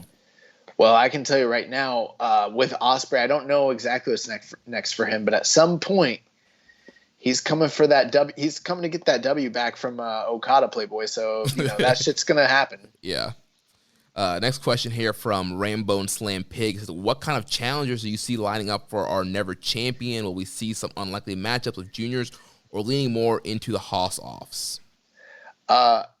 I see the type of challengers that cut their own hair by themselves, like literally in the dojo. Guys like that. Guys that have fang mouthpieces. They wear question mark sheets over their face. They've got a really long piece of weave in their hair. Got that Obi-Wan Kenobi weave. My girlfriend, we were watching this weekend. She's like, "Is that his actual hair?" And I was like, "No." I was like, "At no point has Oka ever had hair all the way down to his middle back that he just been growing out for all these years. Like that should never. Like it's clearly like he's got weave in his hair." So yeah. I think that's the only kind of challenger that we got coming up for our Never champion. Yeah, I mean, the only other way we get another matchup is if they happen to somehow do a quick defense on the road to Castle Attack before they do the actual big matchup with him and Okan, which I highly doubt they're going to do. The only way I see it happening is if something happens to Okan, like he gets injured and they have to, audible quickly. Other than that, Tanahashi's coming off this shit. Yeah. Can you imagine? Are we going to see hosses, or you think like Despy's got a chance? Tanahashi show? Like, nah. Unfortunately, Rambo and Slam Pig, they're not going that way, I don't think. Yeah, I mean that would have been cool though, to get like Tana versus some juniors, or Tana Wato. Yeah. Every single time Oka comes out and like he just looks like a star and he looks cool and menacing, my girlfriend goes, compare this guy to Wato. Oh man. Next question here from our user PSan91 says, my friend was lucky enough to be at New Beginning in Nagoya and said the atmosphere was great, even with some empty seats toward the top. He also said that people were disappointed when Okan came out to break up the Tanahashi Love-a-thon. My question is, do you think getting the belt off of Shingo is a way to elevate Shingo to the main event scene? I was thinking he could have a match for the double titles at one of the upcoming Castle Attack shows. Also, do you think Tana is a transitional champion so they can just go get the belt to Okan to establish himself and the United Empire? Yep, I agree on the Tanahashi point. I also think that this could be a way for them to elevate Shingo. I personally, I don't see them as investing in Shingo as an actual IWGP champion anytime soon, although I wouldn't be opposed to it. But I could see this being a way for them to establish him as a challenger. And you might be asking yourself, well, didn't he just lose to Tanahashi? Well, we see people fail up in this company all the time. We've seen it with Shibata. We've seen it with, Shinsuke Nakamura. We've seen it with lots of guys where they drop a belt so that they can be freed up to go challenge for another title. Right. Kenny Omega. Happens all the time, so... And on the Road to show, I forget if it was today's or yesterday's, Ibushi was holding the double titles up in front of Shingo's face, walking to the back. Yeah, so I mean, I don't think Shingo would be a bad challenger at maybe say Castle Attack, especially if you want to, pop a house, draw a good crowd, and do something fun and exciting. I just don't see him as. I do see that this being as a way to maybe elevate him a little bit higher, but I still kind of see Shingo right now in that upper mid level, around the same areas like say Suzuki, Sonata, that sort of level. Yeah.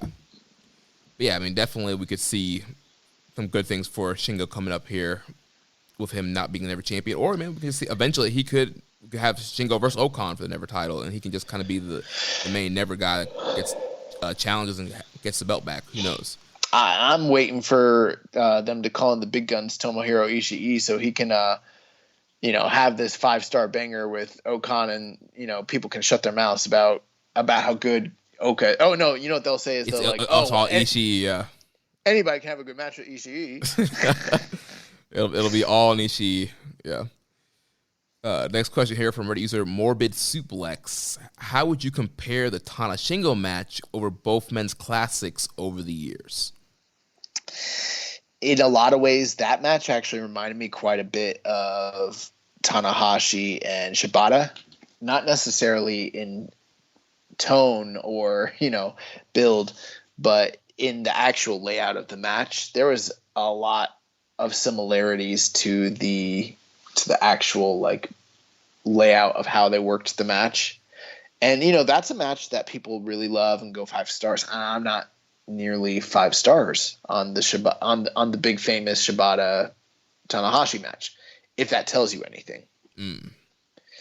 But I think it's similar to that. But I mean, that's the thing is I can't in good conscience give that match 5 stars when there's Tanahashi and Omega, the Tanahashi Okada series is those stick out, I guess, in my, I even think him and Naito from G1 this past year, I probably consider that to be a better match as well. So that's kind of the parameters I'm working with. And then with Shingo, I mean, Shingo Mochizuki, Shingo Ospreay, those are the 2 that stick out to me as being the big ones. I know there's some other ones. I think him and Yoji Hino, stuff like that. So, but I mean, it's up there for sure. It's way up there. But I like I even like his first match from the G1 with Ishii. I don't even have that as a 5-star match, and I think that match is better than this one. So that might kind of tell you why, like, I'm judging it and giving it that 4.5. Yeah.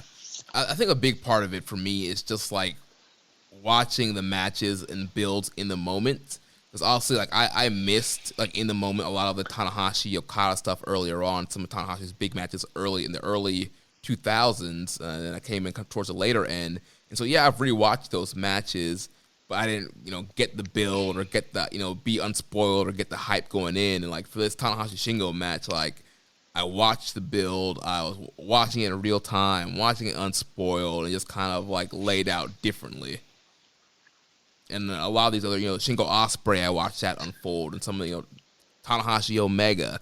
So a lot of these more recent matches, I've been able to watch the build and the story, and so those might mean a little bit more to me personally than maybe some of the older, like, Tanahashi Okada classics.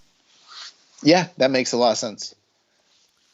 Next question, 2 questions here from Reddit user Viking Pain. First, he says, where would you rank Tanahashi in the GOAT category, and are we being worked by this man? Is his knees really messed up at all, and did he really tear his bicep? Is this man the ultimate grifter? Well, I've seen interviews where he's shown the permanent divots in his arms from where his muscles atrophied and separated because he opted not to get the necessary surgeries and decided to work on torn biceps instead of taking time off to get the injuries fixed. So he definitely has torn biceps, and I'm pretty sure after all these years his knees are actually messed up, especially considering just look at sometimes Tanahashi moves terrible in the ring. Sometimes he is every bit as good as he's ever needed to be. Like when it's time to turn on, he can turn on. It's very reminiscent of the later stage of Kijimuto's career, which makes a lot of sense. So I don't think any of that's a grift at all. Now, do I think that they play it up?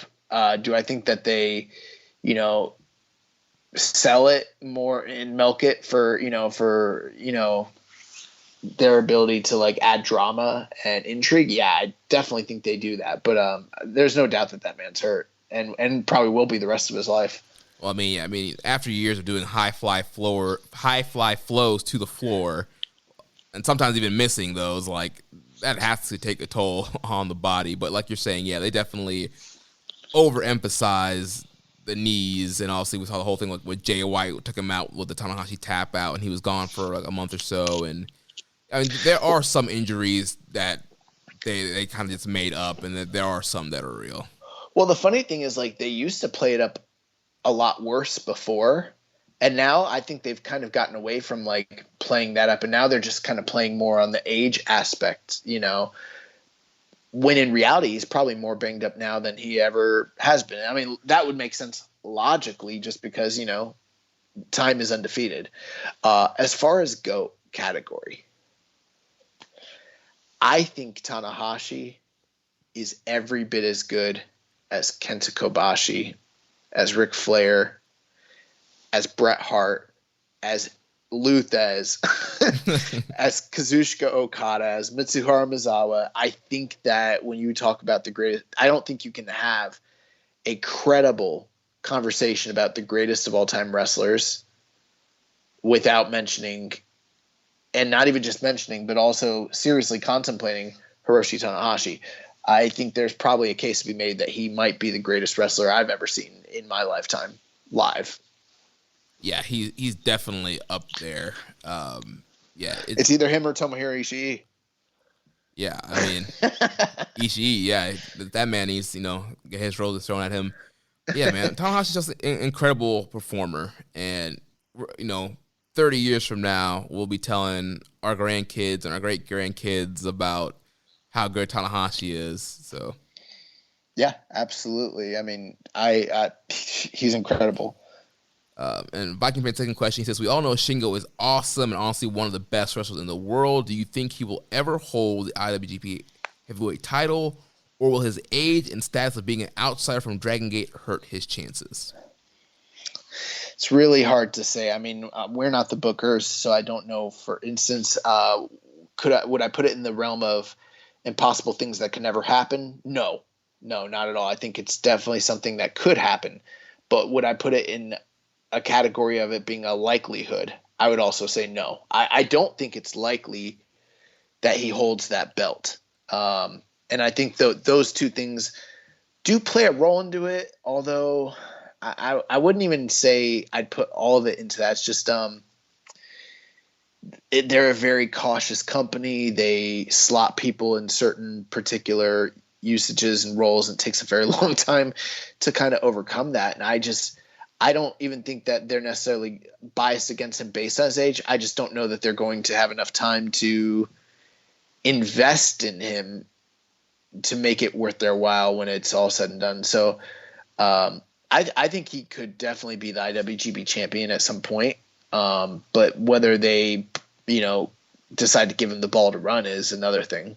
Yeah, and I just feel just based on how he's been booked so far, I think they see him in an Ishii role, maybe a little bit higher than Ishii, because I think he does win some more big matches than Ishii, but kind of that Ishii role where they're upper mid-carder that are phenomenal in-ring performers, but they're just never going to get the IWGP title. I see him as like the new Goto, to be honest with you, maybe a little bit higher than that. I think that to me, because I mean, Ishii languished for years and years and years when he first came in, and Shingo came in with the undefeated streak. I definitely think they see value in him. I don't think that they're going to just mistreat him or anything like that. I think they see money in him. I don't know if they see him as being the guy. Right. He will definitely be a challenger for the title, but I can't 100% say, he's definitely going to be the champ one day. Awesome. Two questions here from Reddit user Dom Homie 101. First, he says, is it me or does it feel like Shingo vs. Tanahashi would have been 10 times better if it took place in front of a pre-COVID crowd? It was still a fantastic match, but COVID-19 is a motherfucker. Totally agree. I think that match would have been, probably for me, received better if it was in front of a crowd. I also think, given how awesome that match is, I think that they've got a better match inside of them, to be honest with you, too. Yeah, I mean, any of these great matches we've had so far would be better in a full packed arena. So, yeah, this match definitely would have been even better with a packed house. His second question, what's next for the United Empire after the victories last Saturday? Can the Great Okan dethrone Tanahashi? Where does Ospreay go from here? And when will we see a Jeff Cobb appearance in the near future? Yeah. Just so everybody knows, Jeremy's not incompetent at reading. I think he had to fill in a couple blanks with some of the. Yeah, I copy and paste them exactly how you guys type them. Yeah, so Jeremy's like, but I'll make it simple. I think, not to dig too deep in this moment, but I think Okan is going to be the next Never champion. I think Will Ospreay is a likely front runner for New Japan Cup. If not, I see him being someone that's going to be in the top mix and probably chasing down, like, say, Okada this year. Trying to get that victory back. And then as far as Jeff Cobb, I see him playing a prominent role here, at least in the immediate sense, on New Japan Strong. I wouldn't be surprised if we see something between him and Kenta go down again, something along those lines. Yeah, I think Cobb can be a guy you put that U.S. title on, a guy that can actually work U.S. shows and work Japan shows, and actually a guy that can kind of go back and forth and kind of be the face, quote unquote, of the U.S. side of things. And then I totally agree with you on Ospreay. And then we're both in agreement of Okan getting that Never title. Nice. Well, this coming week this past week we also had a couple Road to New Beginning shows, and some big news came out of those. Let's do a quick rundown on both of those. Yeah, so we had shows February 1st and 2nd. On the 1st, opened up with Yota Tsuji defeating and returning Gabriel Kidd. And we had the LIJ team of Bushi, Hiromu, Sanada, and Naito defeating Ibushi, Wato, Sho, and Tomohiro Honma 15-14. In the third match of the night, we had Okada, Ishii, and Yano defeating the Bull Club team of Dick Togo, Evil, and Yujiro Takahashi. But we had some big news here after this matchup. Chaos thought everything was sweet. They were celebrating, but we got the return of Switchblade Jay White, still a heel, still a part of Bull Club, targeting Tomohiro Ishii, taking him out, laying him out with a Blade Runner, letting him know that he's here, it's still his era, and he's part of the real Bullet Club. You know, it's nice when you have, you know, like, I don't know if you've ever experienced this, but like if you bought, you know, a piece of clothing that is very specific to a certain event or, you know, place, like, you know, like a nice suit for church or something like that, or like something for a sports team or whatever, you know, and then something happens, maybe a life change, and you can't wear whatever that is. Maybe it was for a job and you don't have that job anymore. So now you spend all this money and you're kind of out, you know, on whatever that apparel was, you know, that you kind of forked out the cash for, and you're like, now where am I going to wear this? Well, I feel like that's what Gato has been feeling like. That's why he's been so dejected on these tours. Yeah, he's been so dejected because he's like, I just got this new fucking, you know, Switchblade, you know, jacket, this members only jacket, and vinyl. What are those called? Like those vinyl, like bomber jacket kind of thing. Yeah, I just got this sick ass, you know, Jay White bomber jacket, and I can't even wear that shit anymore. And then Jay came back and he was like, Jay. But yeah. It's funny, you know. Jay White returns. He attacks Tomohiro Ishii. He lays him out, cuts a little promo, and lets everybody know that his era is not over. And kudos to the company. I mean, God, these guys, they were working people so hard. They had posters with him on it for New Beginning Tour. Then they replaced those posters with posters that did not have him on it. Then they took his profile down from the website. They put disclaimers on the website concerning his status with the company. And then they went as far as to go into the janky-ass trading card game and disable his fucking cards. Yeah, man, them sold out because guys like Lance Archer, like those cards are sold out, and people who have left the company, they do like sell those cards out, and you can't get those guys anymore. So yeah, they sold out. It's temporarily sold out his cards. Yeah, they just need to let y'all know, like, oh, this shit's not a work. Except it was a work. It was meta as fuck. Right. And I think we can take a victory. I think we can take a victory lap because there's so many people that were speculating and trying to figure out if it was work or not. And day one, we're like, this is a work. You know what? I did do all that, but let me just tell you this. So I'm watching the Royal Rumble, and it's getting deep. It's like 25 deep, and suddenly I was just like I kind of laughed because I was like, you know, people thought Jay White was going to show up here. And then I sat there for a second, and then I said, you know, what if he actually does?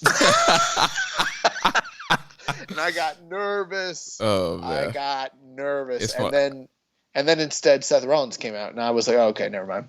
Yeah, it's like, WWE's like, we want Switchblade. And Vince is like, no, we got Switchblade at home. And Seth Rollins came out. Yeah, but one funny thing, you know, with that emotional promo that Jamie cut, not Jay, Jamie, you know, people were speculating about, you know, his personal growth and development and what was going to be going on with him and everything like that. And then instead, like, you know, was this going to be the beginning of his face turn and his, you know, reemergence? Like, nah, this dude's the same guy. Like, right. I know a lot of people like heard that promo. I'm like, yeah, that was a great like babyface promo. Like, I'm definitely behind Jay White now. I'm like, I don't know. To me, it sounded like a crybaby promo. Like, it reminded me of like Christian in like the early 2000s when he would do like that, like the crybaby tantrum after every time he lost a match. Like, it came off like very like whiny, like entitled heel to me versus, you know, this, you know, redemptive babyface. No, I completely got redemptive babyface vibes from that promo in particular. Although I could see why, you might be feeling, potentially that this was like an entitled thing. So I think I think there's a little bit of both of that in there, to be honest with you. But, that's not to say that there isn't still a story to be told, with the changing of his character. Because we've seen in this company many times where someone will give a brief allusion to something, and then we don't see the payoff for whatever that little, wink, wink, nudge, nudge was for years, or months or what have you. So that might be something we kind of point back to. But, it seems for now he's back with the Bullet Club. He's still, the leader. The real Bullet Club. Well, they are the real Bullet Club. I mean, there is not another Bullet Club. Just, there's a bunch of dudes who are working together in another company that used to be in the Bullet Club. Yeah. and that's awesome too. So we had some questions here about Jay White's return. First from Reddit user Just a Little Bear 01. Do you think the timing of Jay White's return was specifically planned as a troll job on people thinking he would jump to WWE? I wouldn't call it a troll job, but I think that was clearly what they were trying to, allude to. There was some sort of mentions of WWE. Am I not right in that? Oh, I know what it was. The leaks that went out specifically to JCast, and they were the ones who, basically said that the report was that WWE was making a heavy play for him, correct? Right, and then a bunch of other wrestling sites picked that up and were like, yeah, WWE has interest in Jay White. Was there anything else with the company where anyone hinted at WWE other than that one incident? I think that was. I can't remember if in his promo if he said that or not. In his promo, he said something like, maybe I need to go somewhere else. He said, right.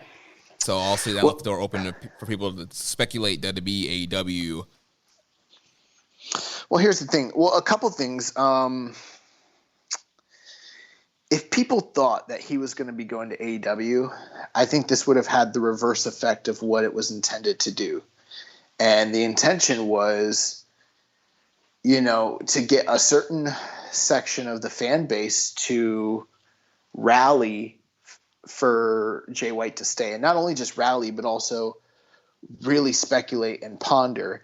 And I feel like if the speculation would be about him going to AEW, then it's a totally different kind of thing. Then, there's going to be a lot of people that are pushing for it and hoping for it. And then when it doesn't happen, they're disappointed, Mm-hmm. Whereas if the idea is he might go to WWE, there's nothing that pro elitists hate more than that idea. They would, that's like the worst possible outcome. Right. So that kind of unites everybody so that they all were like, whatever happens one way or the other, I hope this guy doesn't go to WWE.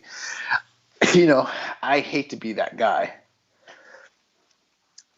Part of me does wonder if possibly the JCast guys are workers that were in on spreading the story, so that the WWE was the particular aim for this story that they told, or if they weren't part of it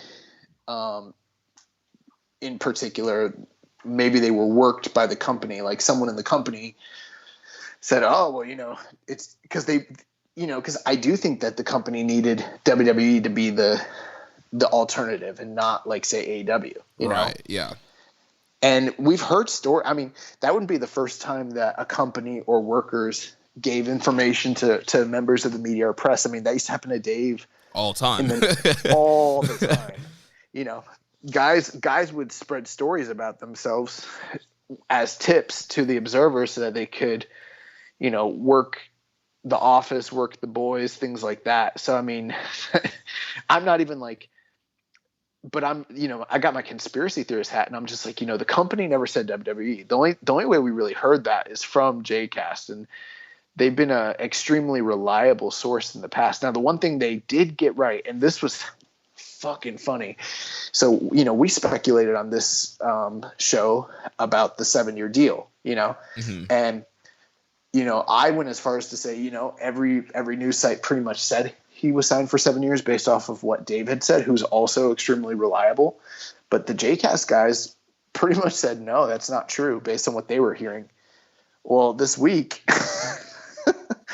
after Jay White came back, someone was chatting with Dave Meltzer online, and, Dave said, oh, well, he signed a 7-year deal back in blah, blah, blah. And Jay White responded, and he just put cap. But the blue cap emoji. And bro, so many people didn't know what it meant, what he was talking about, what was going on. And I saw a lot of people being like you could tell that they just learned what it was too, because they're like, well, apparently cap apparently a cap is when someone is untruthful or tells a lie. and he put a baseball cap up to signify that. So I think what he's saying is that Dave's not correct. So, hats off to those JCast guys. Apparently he's not signed for 7 years, which, kind of does make sense. 'Cause, the company hasn't been known in the past to sign guys to long-term deals anyways. Right. I mean, we've just now started getting people for 2-year contracts. Right. And then Ibushi's whatever lifetime contract deal that is. Well, his deal is supposed to be up in the next couple months too. Yeah.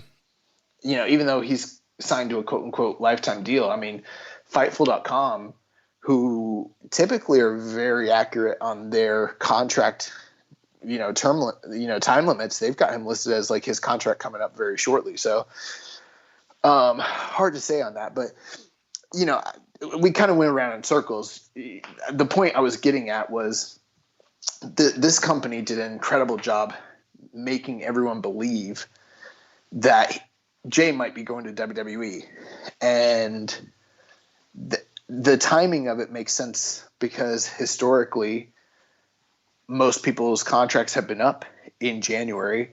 And, we saw what happened back in 2015, 2016 when AJ Styles left and showed up in the Rumble. So I think the reason he showed up the day after the Rumble is to let everybody know, nah, he's not fucking going anywhere. And I think it was kind of smart because it's they picked the exact correct time to make him be the focal point for about a month. And then as soon as the Rumble's over, well, where's Jay? Oh, he's right here, motherfucker. Come watch what we're doing. Yeah. Yeah, it was done. It was beautifully done. And yeah, just playing off the mass exodus that we normally see in January, especially with Bullet Club guys. I mean, we had a real big mass exodus in 2019. Also, the Elite leaving. So yeah, it played in perfectly, and waiting until after the Rumble for him to come back it's all done well. Yeah. We had a question from EMJ Does PR in the Discord. He says, I was expecting Jay to return in a more ... spectacular fashion.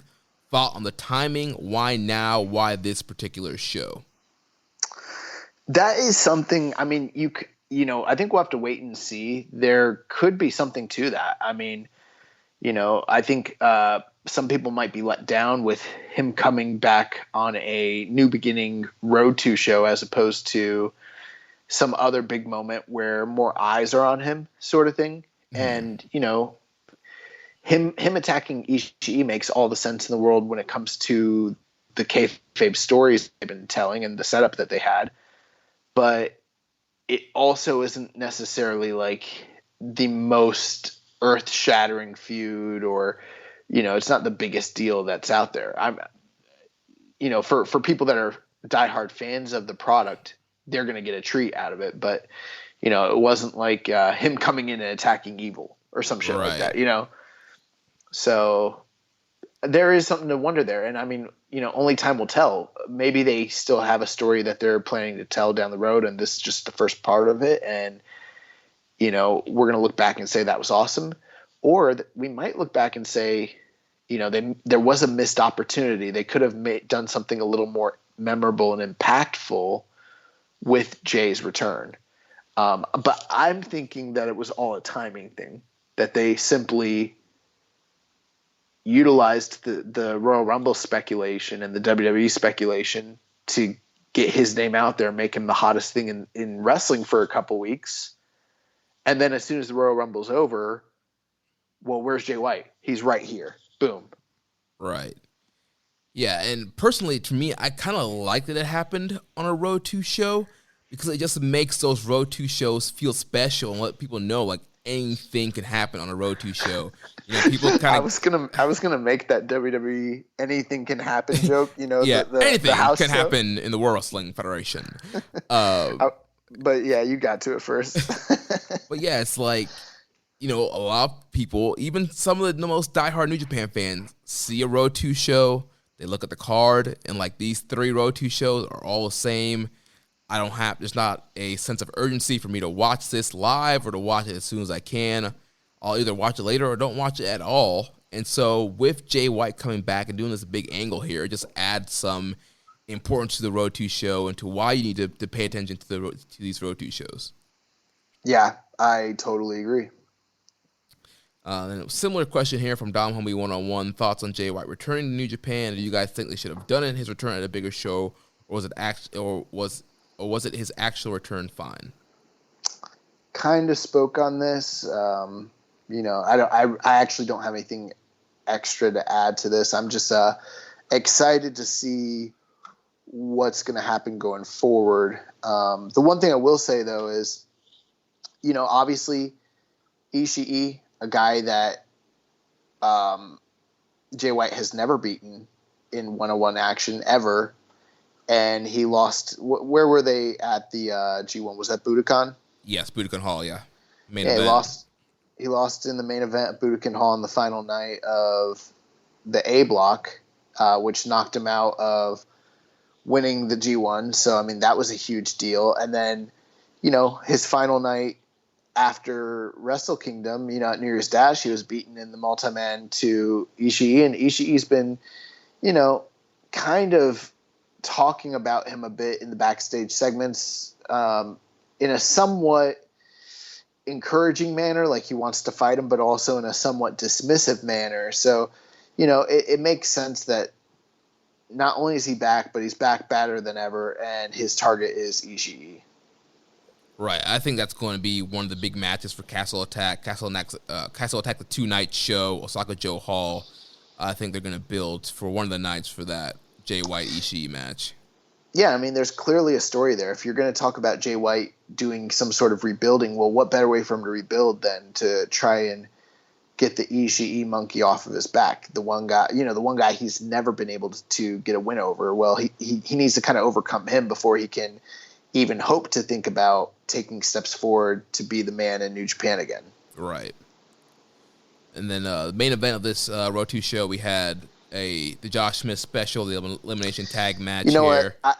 I want us to stop calling it that. You know why? Because even though these matches are enjoyable, they're not like the 10-man tag eliminations from the 80s that I in particularly love. All right, we'll drop that gimmick. The regular New Japan elimination match. They can be the Josh Smith special again once they start working them like the way they used to. So we had Bullet Club here, ELP, Jado, Ishimori, and God defeating Suzuki-gun, Doki, Desperado, Taichi, Kanemaru, and Zack Sabre Jr. 24 minutes, 1 second.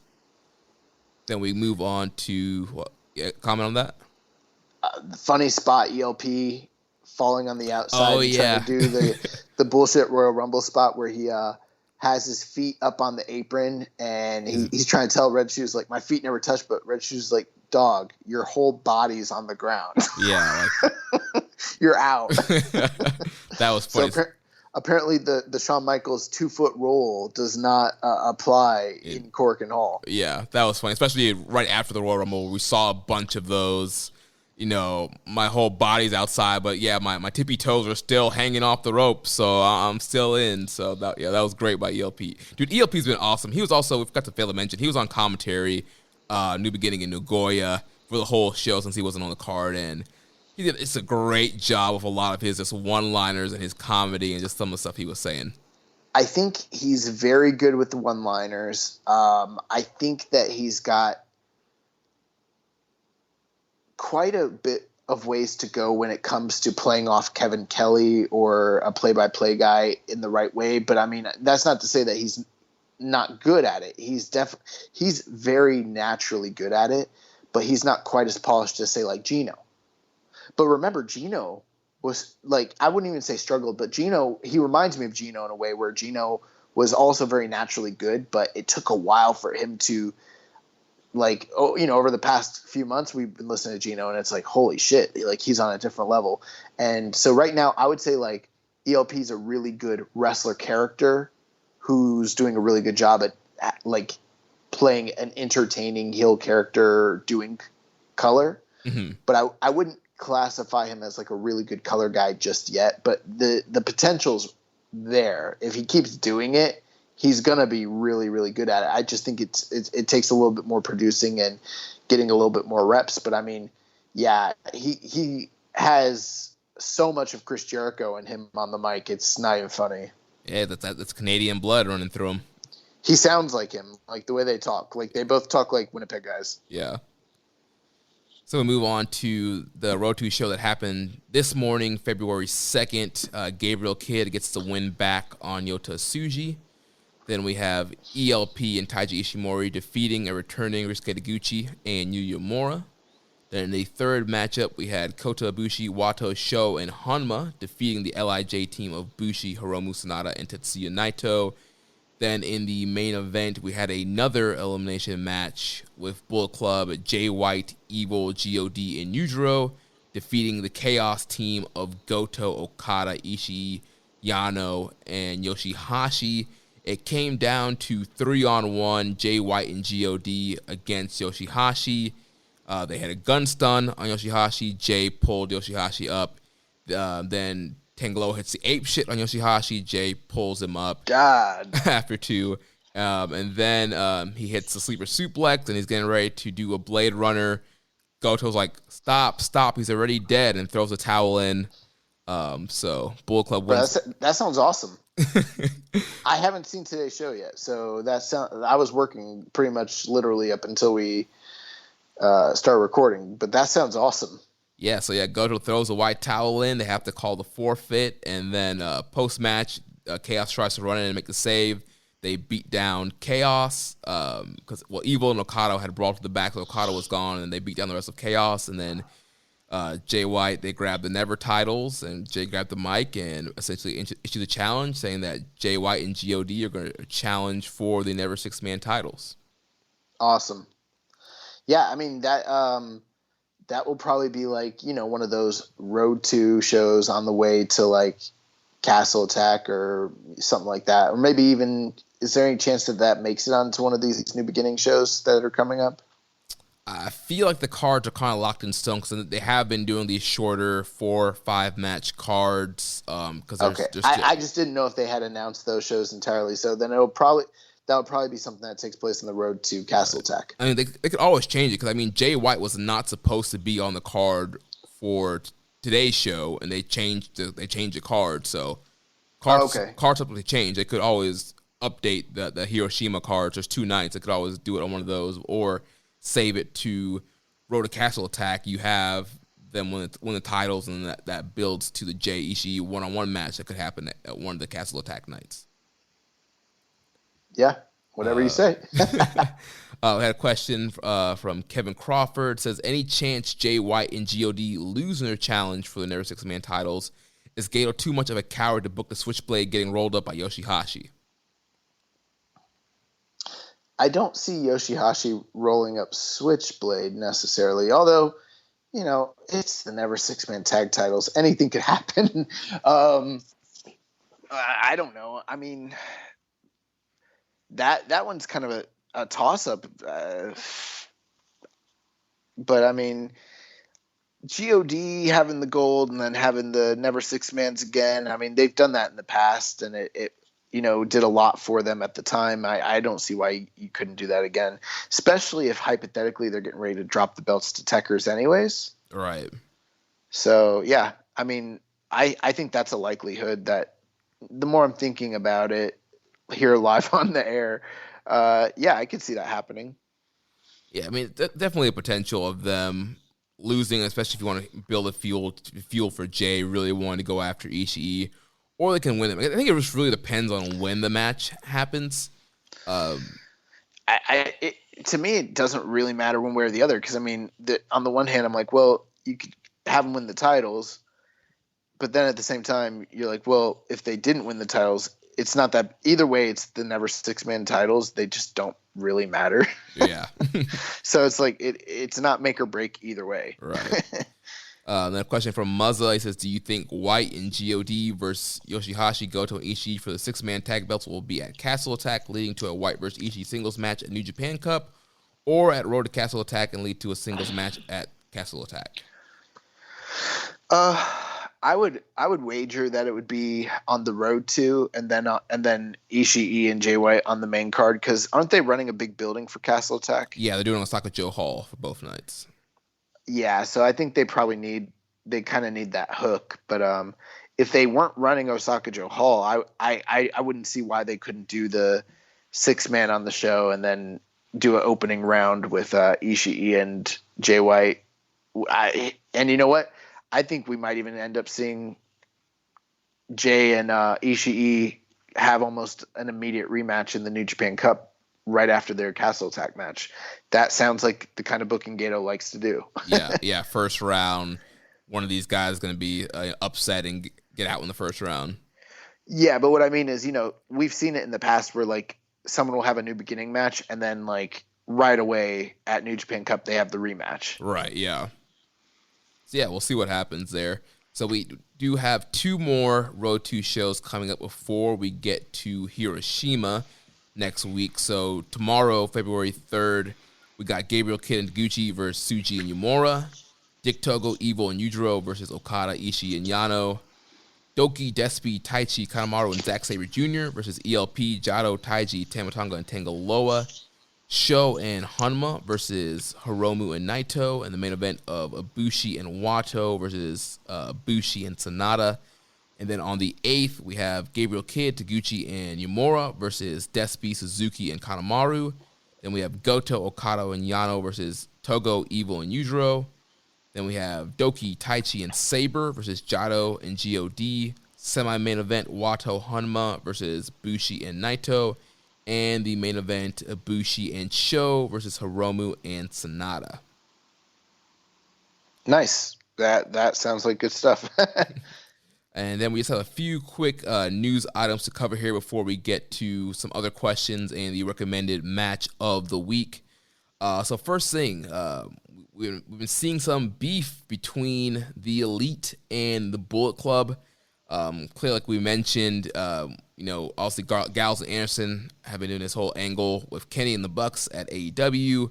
They've been using the 2 suites and, pretty much calling themselves Bullet Club on air. Kenny wore the Bullet Club shirt at Hard to Kill. Have they been calling themselves the Bullet Club, though? I remember the one reference where he said, like, get the old Bullet Club back together or something like that, but I didn't know if they'd been referencing them other than that. Well, there was a Mox promo where Mox was like, there's issues with the Bullet Club, who's with who, and blah, blah, blah, something like that, he said. Gotcha. And there's been other times where on commentary where they've said the words Bullet Club and referencing these guys. Bro, I like that shit.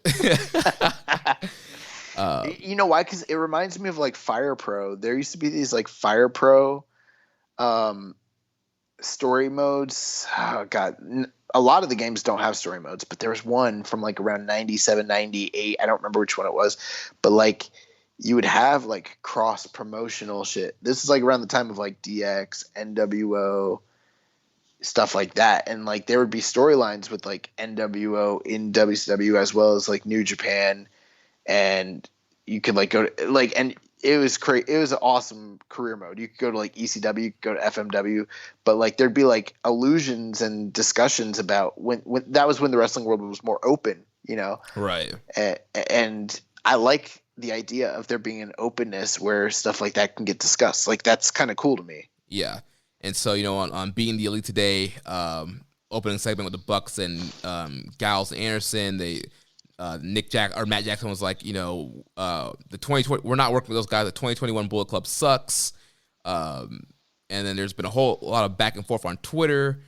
The Bucks being like, thanks to us, the Bullet Club shirt is back in the top selling merch in Pro Wrestling Tees since we've been mentioning the Bullet Club, and obviously like God and Jay and Tam up and saying, we're the real Bullet Club. These guys there's a knockoff going off somewhere else, and it's kind of this back and forth of these guys acknowledging each other, acknowledging what each other are doing, and of course them calling, Jay calling them the real Bullet Club, and all this stuff going back and forth.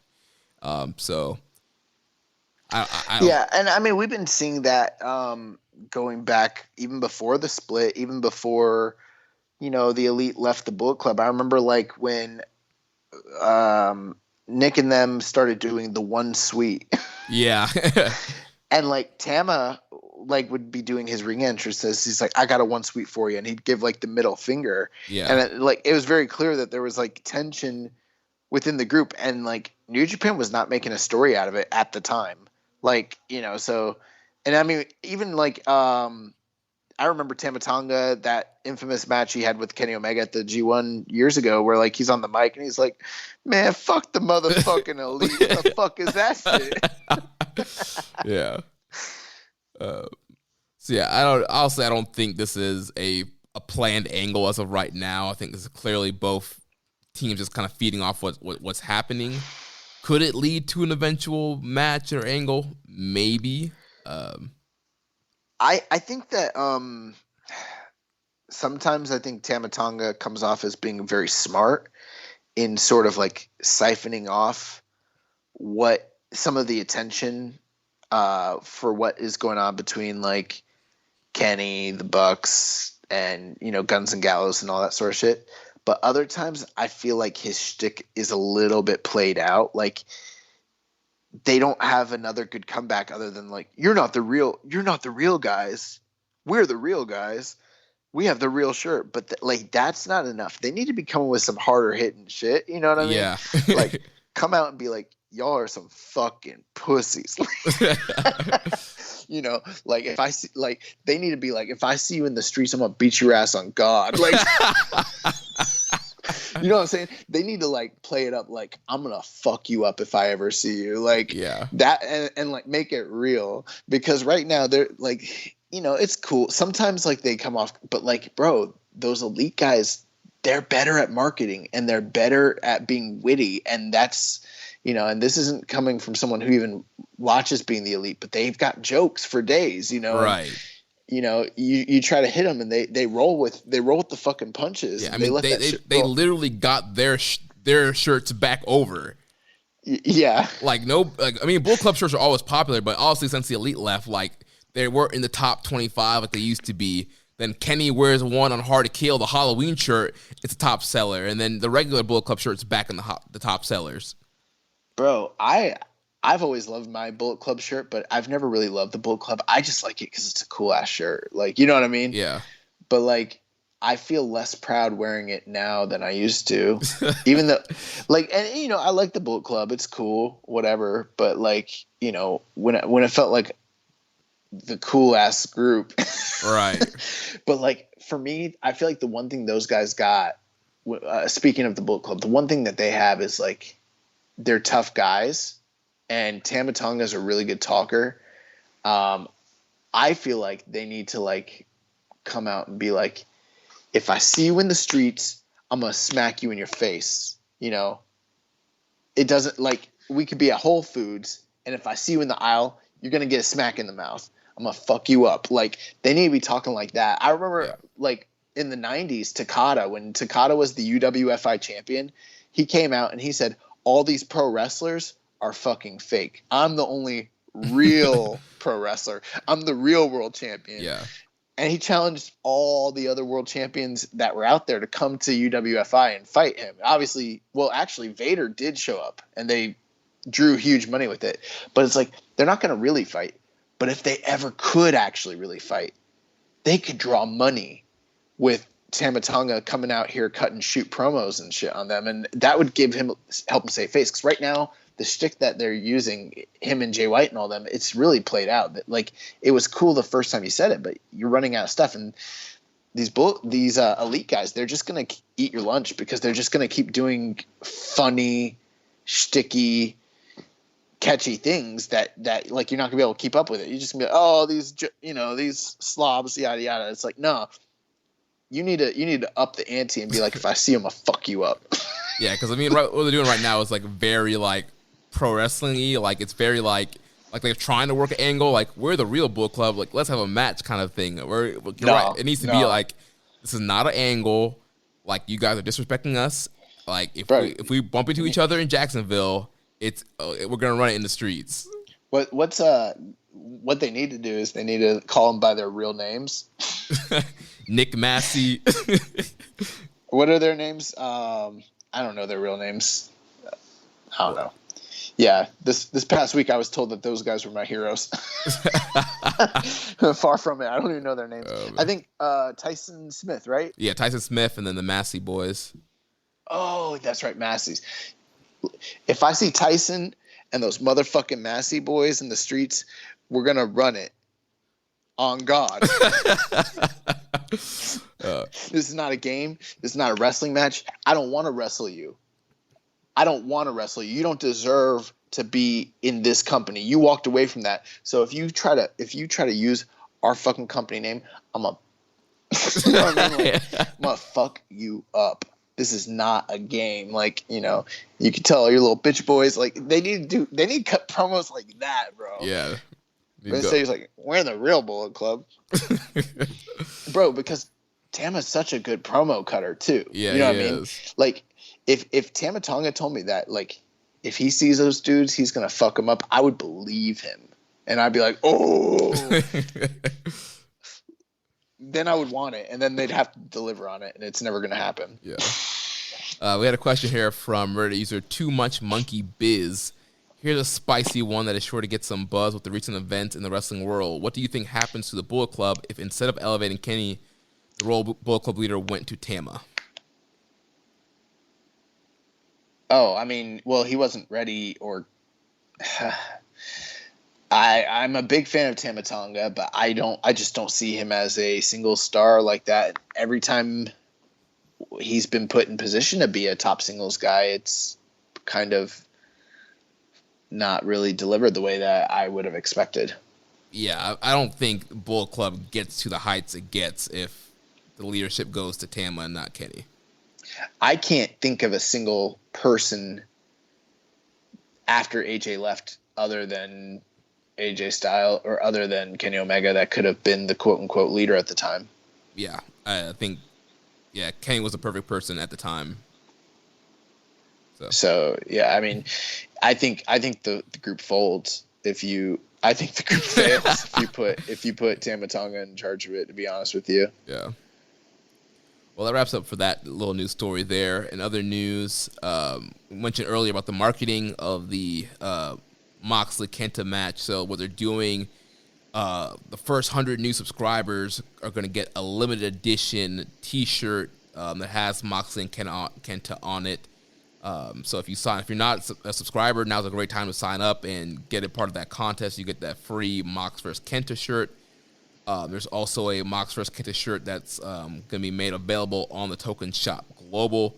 So they're doing a lot to really push this Moxley and Kenta, making a lot of merch and a lot of marketing behind this. Yeah, I know some people are into that, and I think that's cool, but I've always been kind of eh. Like I remember when we went to go see Cody and Kenny wrestle at what was that show called? ROH. Supercard of Honor, and there's I'm Team Kenny, I'm Team Cody, and I was just like, bro, this a year from now you're not going to want to wear that shirt, right? And I was proven to be correct. Then you had Kenny King in the corner with his Team Kenny shirt, finesse. Oh. But yeah.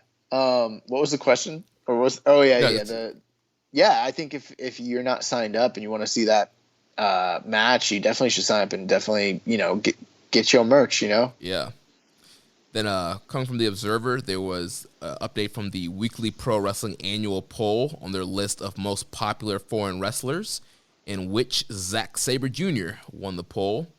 Will Ospreay and Jay White were close second and third. Chris Brooks coming in fourth, but he had about 1/4 the votes of the other three. After that came Hartley Jackson of 0-1, B. Priestley from Stardom, El Hijo de Wagner Jr. from Noah, Drew Parker of Big Japan, and Jeff Cobb from New Japan. So a lot of New Japan guys there in that poll. Yeah. Free match of the week is Sonata versus Kota Ibushi from the G1 Climax 28, Day 8. So obviously they're wanting you to get hyped up for this Sonata Ibushi match coming up next week in Hiroshima. That is the best match between Ibushi and Sonata. So if you want to see a really, really good Ibushi Sonata match, that's the one to check out. It's better than the G1 final from this past year, which, I love that match, but a lot of people weren't as high on it as I was. So yeah, so definitely a good match to watch to get ready for Hiroshima. And then last thing here, Josh Barnett's Bloodsport is going to be returning on February 13th and 20th. We have a question from Mother. He wants to know, what is Young Boy's thoughts on Barnett's Bloodsport card? Apparently he doesn't want my thoughts on the card. Well, bro, I am the fight fan aficionado here, and you're just a wrestling fan. So, but I'll run down the card here. So it's going to be Dirty Daddy Chris Dickinson versus Jeff Cobb, Dave Boy Smith Jr. versus Calvin Tankman, Simon Grimm versus Filthy Tom Lawler, Cal Jack versus Nolan Edward, J.R. Kratos versus Alex Coughlin, Super Beast versus Bad Dude Tito, Royce Isaacs versus Calder McCoyle, and Diego Perez versus Gil Gardado. I don't know how I'm to say that gentleman's last name correctly, but there's quite a few names there that I'm not familiar with. A couple New Japan-centric names. Alex Coughlin getting a spot in Bloodsport. That sounds awesome. Yeah, his first big return coming back from injury here, going against Team Filthy's J.R. Kratos. I don't know what he looks like right now, but the last time I saw him was in those Genny Gucci-Ru. Is that what it is? Genny Kochi. I always forget. I always mess it up. But he looks fucking huge in those commercials. And so I'm guessing he's probably really big right now. Obviously, Dirty Daddy against Jeff Cobb.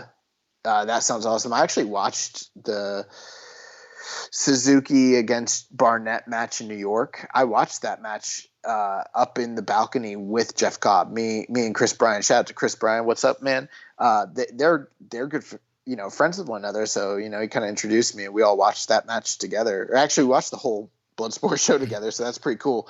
So, and Jeff was there as a fan. So Jeff, big fan of this style. I think this is something that he could definitely excel at. Tom Lawler against Simon Grimm sounds interesting, especially since they've been sort of since the very beginning almost. They've had Simon Grimm on, and he's sort of started at the bottom, and I think they've been slowly trying to elevate him. Yeah, and it's also interesting because Grimm used to be a part Team Filthy in MLW. Oh, I didn't. Yeah, I don't even know about all that. But I definitely excited to see Calvin Tankman back. I thought he looked fucking awesome on the last card. But there's a lot of names here that I'm not as familiar with, but they typically have one thing, no women on the card. And I gotta tell you, I know people don't want to hear this, but like those women's matches on the last two Bloodsports sucked bad. So, I'm not opposed to them having good women's matches, but they need to have the right talent to go out there and do it. Bloodsports is a particular style, and not everybody can wrestle that style, and so you got to find the right people. Well, they tried. They really pushed Lindsay Snow. It's actually pretty surprising she's not on the show because they really put her over heavy. But they had Layla Hirsch and what's the one chick's name? I don't know. Allison Kay. Yeah, Allison Kay. People like that. But anyways, this one has no women. It's got a lot of fresh-faced men. I don't know if they're going to be any better because this is a hard style to wrestle. Not everybody excels at it. So, the cards that I've seen a Bloodsport where they really delivered, they typically did have male wrestlers that you were familiar with and knew were adept at the style. Some of the other Bloodsport shows where they've had guys that maybe you didn't know and maybe were less experienced, or maybe some of the girls as well. Maybe those shows didn't land as well, but overall, I think Bloodsport is a really interesting experiment here in the States, and I'm always here for it. So I'll definitely, I mean, it's the one indie show I get really, really excited for and watch every time. So yeah, should be great. The Dickinson Cobb main event should be really good. Dave Boy Smith Jr. and Calvin Tankman should be like a hoss battle. I don't know, man. They set up Davey Boy Smith in the last match against Josh Alexander. Is that the guy's name? Yeah, from Impact. Yeah, walking weapon. They had him fucking walk through Josh Alexander like he was nothing. And Calvin Tankman, I could see them. I thought the Josh Alexander Davey Boy Smith match was going to be like this barn burner, but instead it was basically glorified squash. I think they're trying to set up Davey Boy Smith to be like one of the guys, especially since it makes sense because he's been training under Josh Barnett and with Josh Barnett for years. Yeah, and he's a catch world champion. People probably don't know that about Davey Boy Smith. He's like one of the best catch wrestlers in the world. So I think he probably walks through Calvin Tankman, and Calvin Tankman is a massive man who's very talented. So I think they're going to have him just fuck him up. Yeah, that could happen. So we have a few last minute questions here. And one thing before the questions. What about the stuff with Ibushi and Kenny Omega this past weekend? Oh, yeah. I totally forgot to bring that up. Yeah, there's Kota Ibushi throwing out a tweet, talking about something about like wanting competition or something like that, essentially kind of leading to talking about Kenny, and then Kenny responded to the tweet in Japanese. And Tama Tonga also did a response to that in Japanese as well. Yes. So, I mean, basically, Kenny or Kota Ibushi put out something alluding to the past between him and Kenny and how Kenny had challenged him back in 2008. And, Kenny came to Japan and they had the big match in DDT that kind of sparked the whole story between them for the Golden Lovers and, all the years beyond that, and how now he has a desire to fight Kenny. And kind of almost made it sound like he would go to America, and sort of made it sound like he wanted a title versus title match and kind of just open things up business-wise. And then Kenny Omega alluded in his response to the idea that there's a new god, meaning Kota Ibushi, and how he'd kind of like to wrestle him as well again. And so, like, these guys we've been talking about this for ever since long Kenny time, Omega. yeah. That these guys are still working to angle against one another. Whether that ever turns into a match down the road or not, I have no idea. But it is funny seeing how many haters, how many people online were like, I don't, please God, no, Kenny, please stay away. God, please no. And I'm like, yeah, let's not infect our New Japan with one of the greatest wrestlers that has ever lived. Or, please God, don't give me any more Kenny Omega, Kota Ibushi matches. Only one of the greatest pairings that has ever existed in the history of pro wrestling. I don't want any more Peter Pan 2013 matches. God forbid, Right. Yeah. Don't give me no more G1 matches. Like, that would be an incredible match. And if they were somehow able to pull it off of both of them still as champions, like champion versus champion. I hope they do champion versus champion, just like they used to do the NWA and WWF titles in Madison Square Garden. And I hope they go, Broadway. No. I hope they wrestle for 38 minutes and then do a double DQ, double count out situation. Oh my gosh. That's how they would have booked it, bro, back in the territory days. Yeah.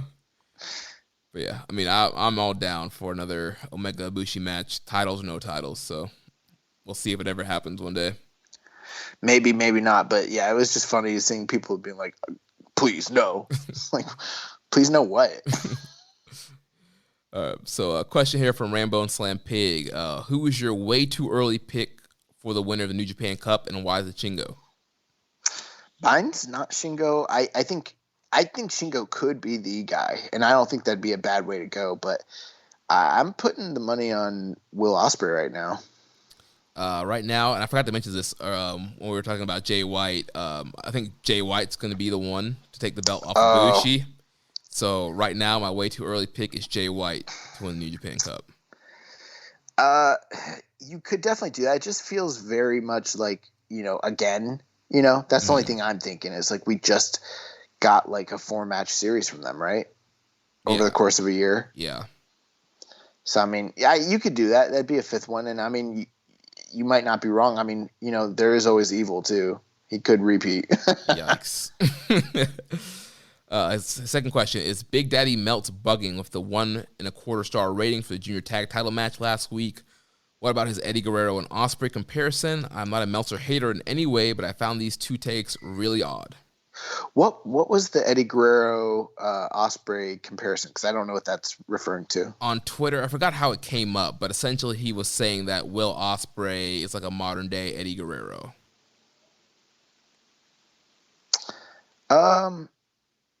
I mean, possibly. I would have to know the context of it. I don't think it's necessarily incorrect. I don't understand what he means by that, to be honest with you.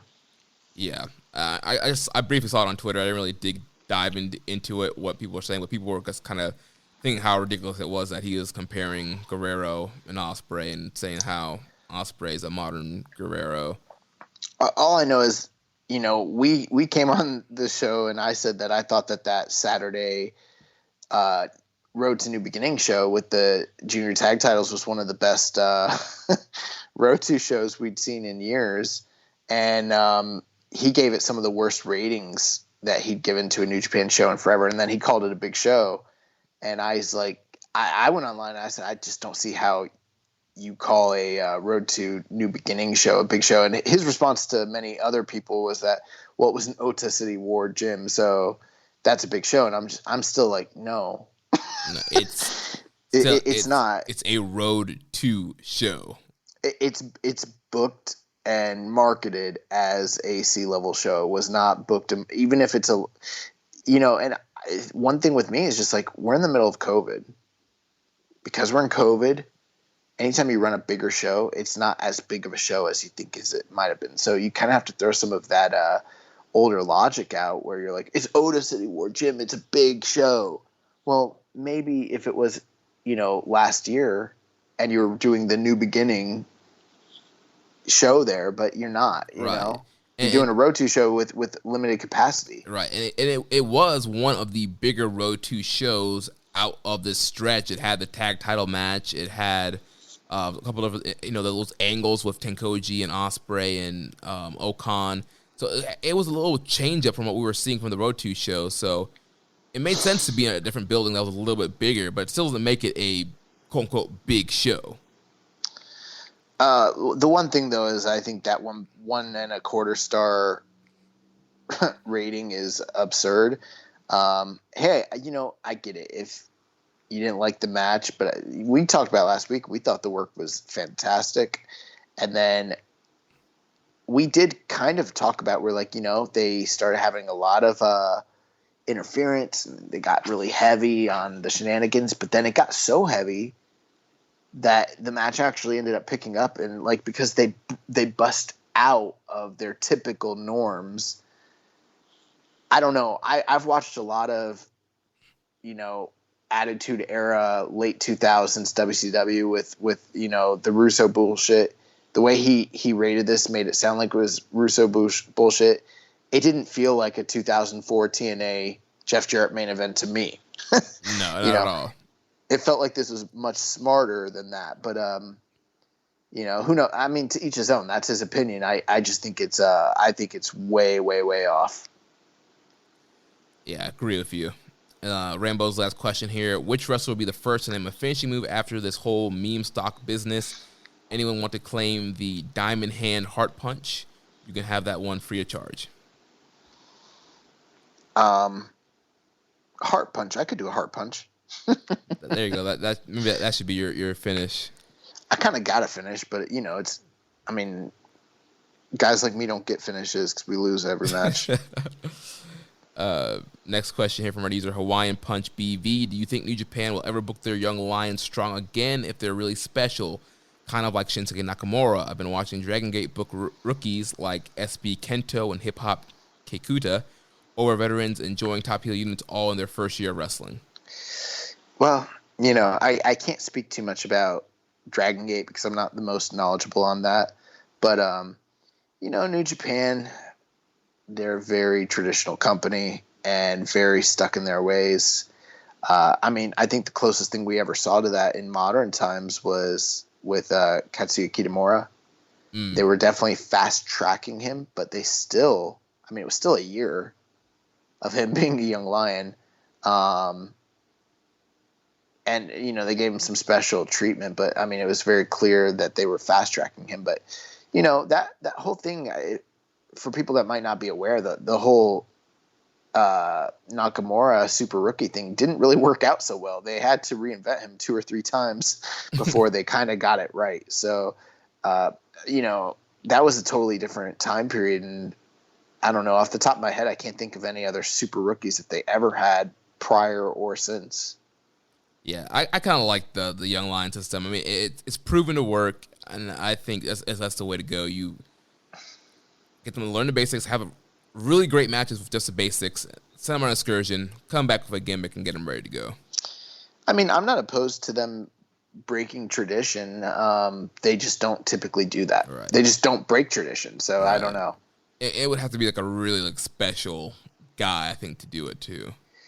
Yeah, and there is something about like earning your, we always hear like paying your dues, and that's sort of like a thrown around thing, but like the guys that go through that system, they really do pay their dues, and then they usually are employed with the company for life, right? Provided they want to be. So it is sort of a special thing in and of itself. I don't think it's necessary to book someone, a year out from their debut as, something other than a lion. But who knows? I wouldn't be opposed to it. I think sometimes you got to change things up. So yeah, I think it would be interesting if like factions had their own like young lions.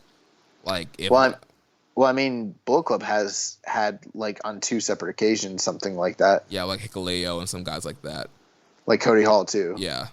So I think it'd be cool if more of that happened. That'd be kind of cool. Next question here from Reddit user Grunty Dawes. Do you happen to catch any of GCW's 24-hour-long Fight Forever show last weekend? I haven't checked any of it out. I heard about some of the, technical issues that they had early on. They made a lot of money for the workers. Hopefully that's not a work and the workers actually see that money. Mm-hmm. But, 24 hours, who's got time for that? I know I don't. I'm sure I'll probably be checking out some of those matches for Excursion Match of the Year candidacy, but there wasn't really a lot there that I'm not that into the American Indies right now. There's not much that I'm like gung-ho about out there. Yeah, I didn't watch any of this. Honestly, not really a big fan of GCW, to be honest. Just not for me. I know that they do have some good matches, but I don't know. Overall, the overall style and presentation just not my cup of tea. Yeah, if the production was a little bit better, maybe I could get more into it. But and I know that's part of the appeal of it. But I don't know, man. Next question here from Viking Pain says, in honor of ELP on commentary, would you take Kenta and Shibata over Kobashi and Taue?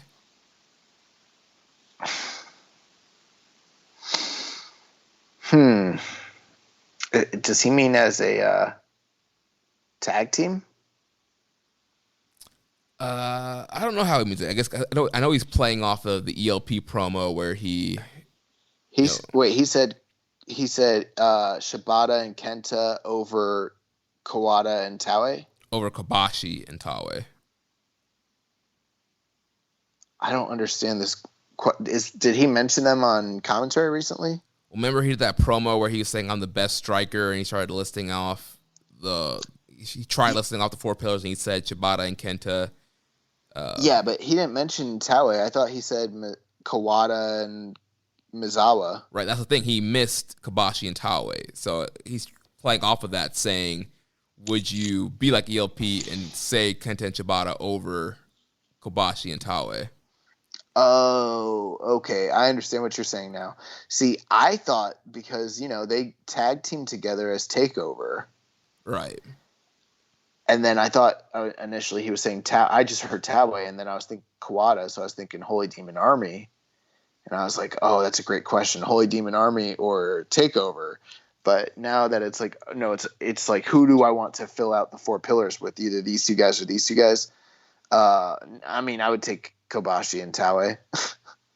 Yeah, I mean, no knock against Kenta and Shibata. They're awesome as well, but it's Kobashi. Yeah, it's Kobashi. Taue was like, I mean, I know he like was essentially the Kane of all Japan, but I mean, he was incredible. Yeah. Last few questions here from Easer Dom Homie 101. First, non-New Japan wrestling question: thoughts on WWE trying to run back-to-back nights at Raymond James Stadium for WrestleMania 37? I don't really care. Yeah, I mean, it's a 2-night model. I think we've kind of talked about like the benefits of splitting up big shows for 2 nights, and I think we talked a little bit last week too about just WrestleMania in general. Yeah, I mean, they're coming here. It's gonna be a super spreader event. They're doing like 26,000 people in the building. I don't care. I wouldn't be going to the event if there wasn't a pandemic. I wasn't planning on it last year. The only thing that I'm ever interested in when it comes to WWE is either just like market trends, business trends, or like for Mania weekend, going to the indie shows. Other than that, I don't really care. All right, it's so funny. It's always like all these like regular people in my life like, are you so excited WrestleMania is going to be in Tampa? And I'm like, no, not really, because none of the indie stuff's going to be here. So yeah, like I mean, I think I might be working that week, but we got gypped of our freaking indie weekend. Like go somewhere else. Bro, I might be one of the biggest draws on Mania weekend. Yeah. Big side dojo show. I don't know. We'll see. I think we might be doing Fabu Mania. I'm not really sure. I don't know if I'm even supposed to talk about it. Who knows? His next question says, it's been 5 years since Nakamura's exit from the company. Will we ever see Shinsuke Nakamura in a New Japan ring again? Ibushi versus Nakamura for the double gold would be must watch in my books. We will never see Nakamura in New Japan ever again. Also, did you see this week when he came out for Royal Rumble? They gave him his old music back, and he's like dressing like it's 2015, like they didn't fuck him over for the last 6 years. Yeah, well, apparently like a couple weeks ago on SmackDown, like he did excellent in this like gauntlet match. He won the gauntlet until they like threw what's his face in it, and then like they gave him the old music, and like now he's not wearing the onesie like full one piece thing. He's got the shirt off and is in great shape. I heard him cut a promo about the Royal Rumble, and it was in English, and it was very, very good, but I turned it off about like 3/4 of the way through because I was just like, who fucking cares? Like, WWE sucks. Yeah, I mean, at this point, I mean, I think it's a very low chance we'll ever see him in a New Japan ring again. Like, it would have to be like his contract is up and he just really wants to do like one last big match in Japan. I mean, you never say never, but I just don't see it. Yeah. His last question here says, oh young boy, it's about that time again. Thoughts on the reports of, is that Errol Spence outdrawn Canelo? I don't fight Mexican fighters anymore, Alvarez. Also thoughts on Canelo's silly comments about not fighting any more Mexican fighters. So I guess I'm out of the loop here. I know Errol Spence just fought Danny Garcia, and I know they did really well at the gate, something like, I don't know, 2 million or something like that, but I don't even really like know all the deal on it. So I'm not sure if he outdrew Canelo. I'm guessing it's probably at the gate because I couldn't imagine that he did better on pay-per-view than Canelo. I have no idea what those comments about Canelo not fighting Mexican fighters is about at all. Well, that's going to take us now to the recommended match of the week. I hate that I don't have better answers for you guys. Just I hadn't heard anything about that. I'm looking online now. I see where he said back in like February 2019 that he didn't want to fight Mexican fighters anymore. So I'm not really sure what the I guess I'd have to read up on both of these two topics. I probably should have done some prep work before we came on the air here. It's all good. So yeah, we can come back with some info with that if you find anything interesting to talk about next week. But recommended match of the week. So last week you recommended Vader versus Muto from the G1. This was like you said, one of the most infamous fan cam matches. Link was on YouTube. You can find it on YouTube if you were having a hard time finding it. Also on Daily Motion. But yeah, this was really good matchup here. I just always love Vader's Mastodon helmet and coming out, and with the smoke coming out and the fans just kind of oohing and awing with that. I also really thought his music was awesome too in New Japan. Another note I made, I feel like New Japan needs to start doing streamers again. I thought that was always kind of a cool thing and a cool presentation thing.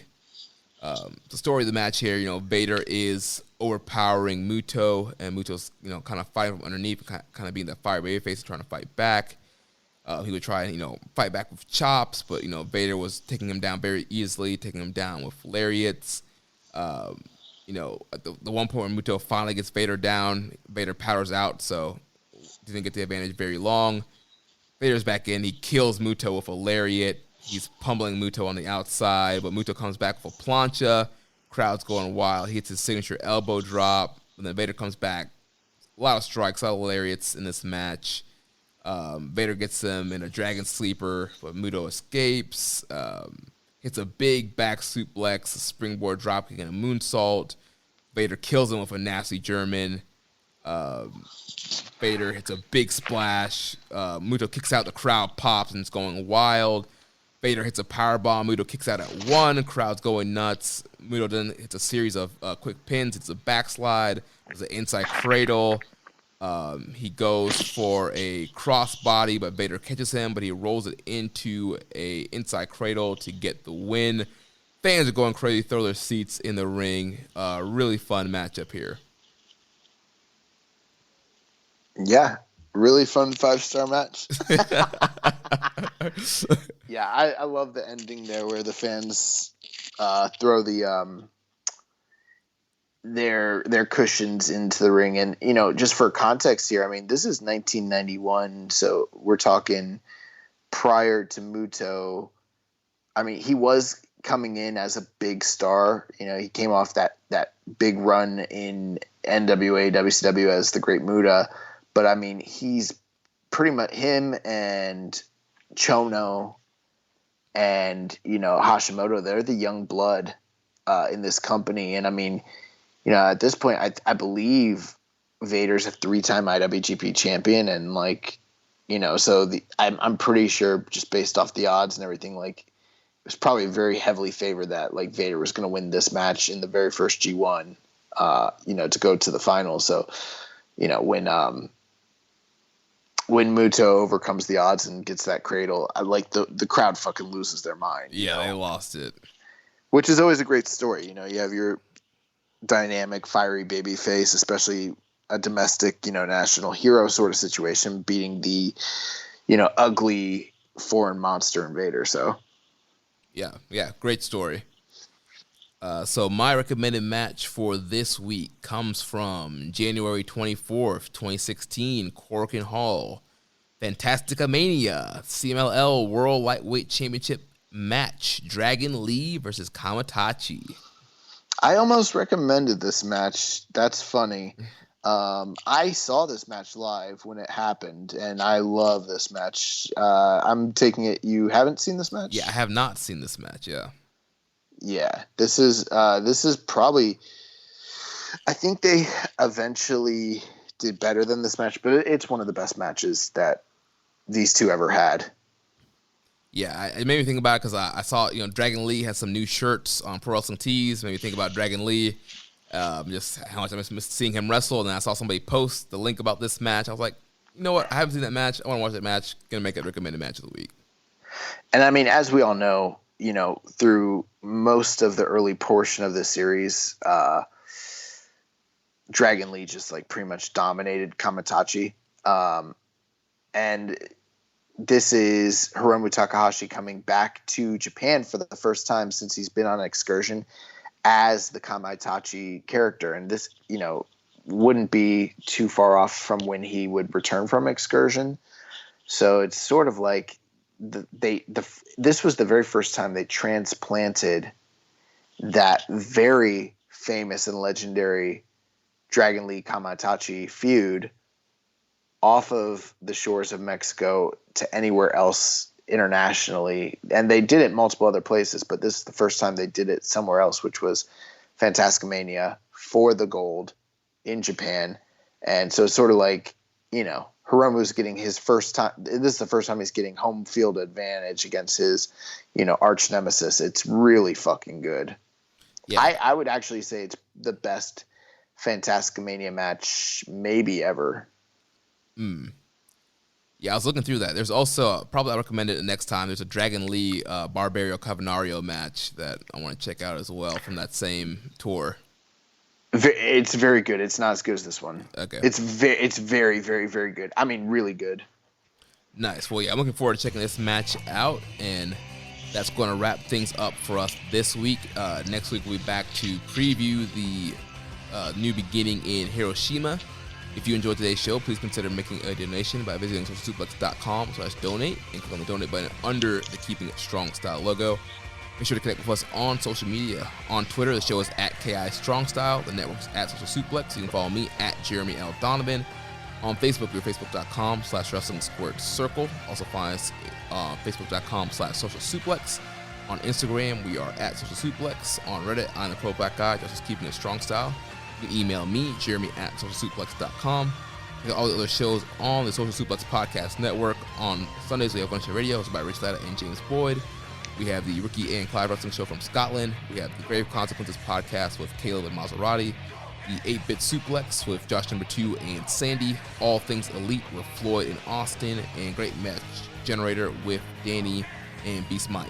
Don't forget to subscribe and leave a rating and review. And we will catch you next week on Keeping It Strong Style, the ace of podcasts. Ichiban.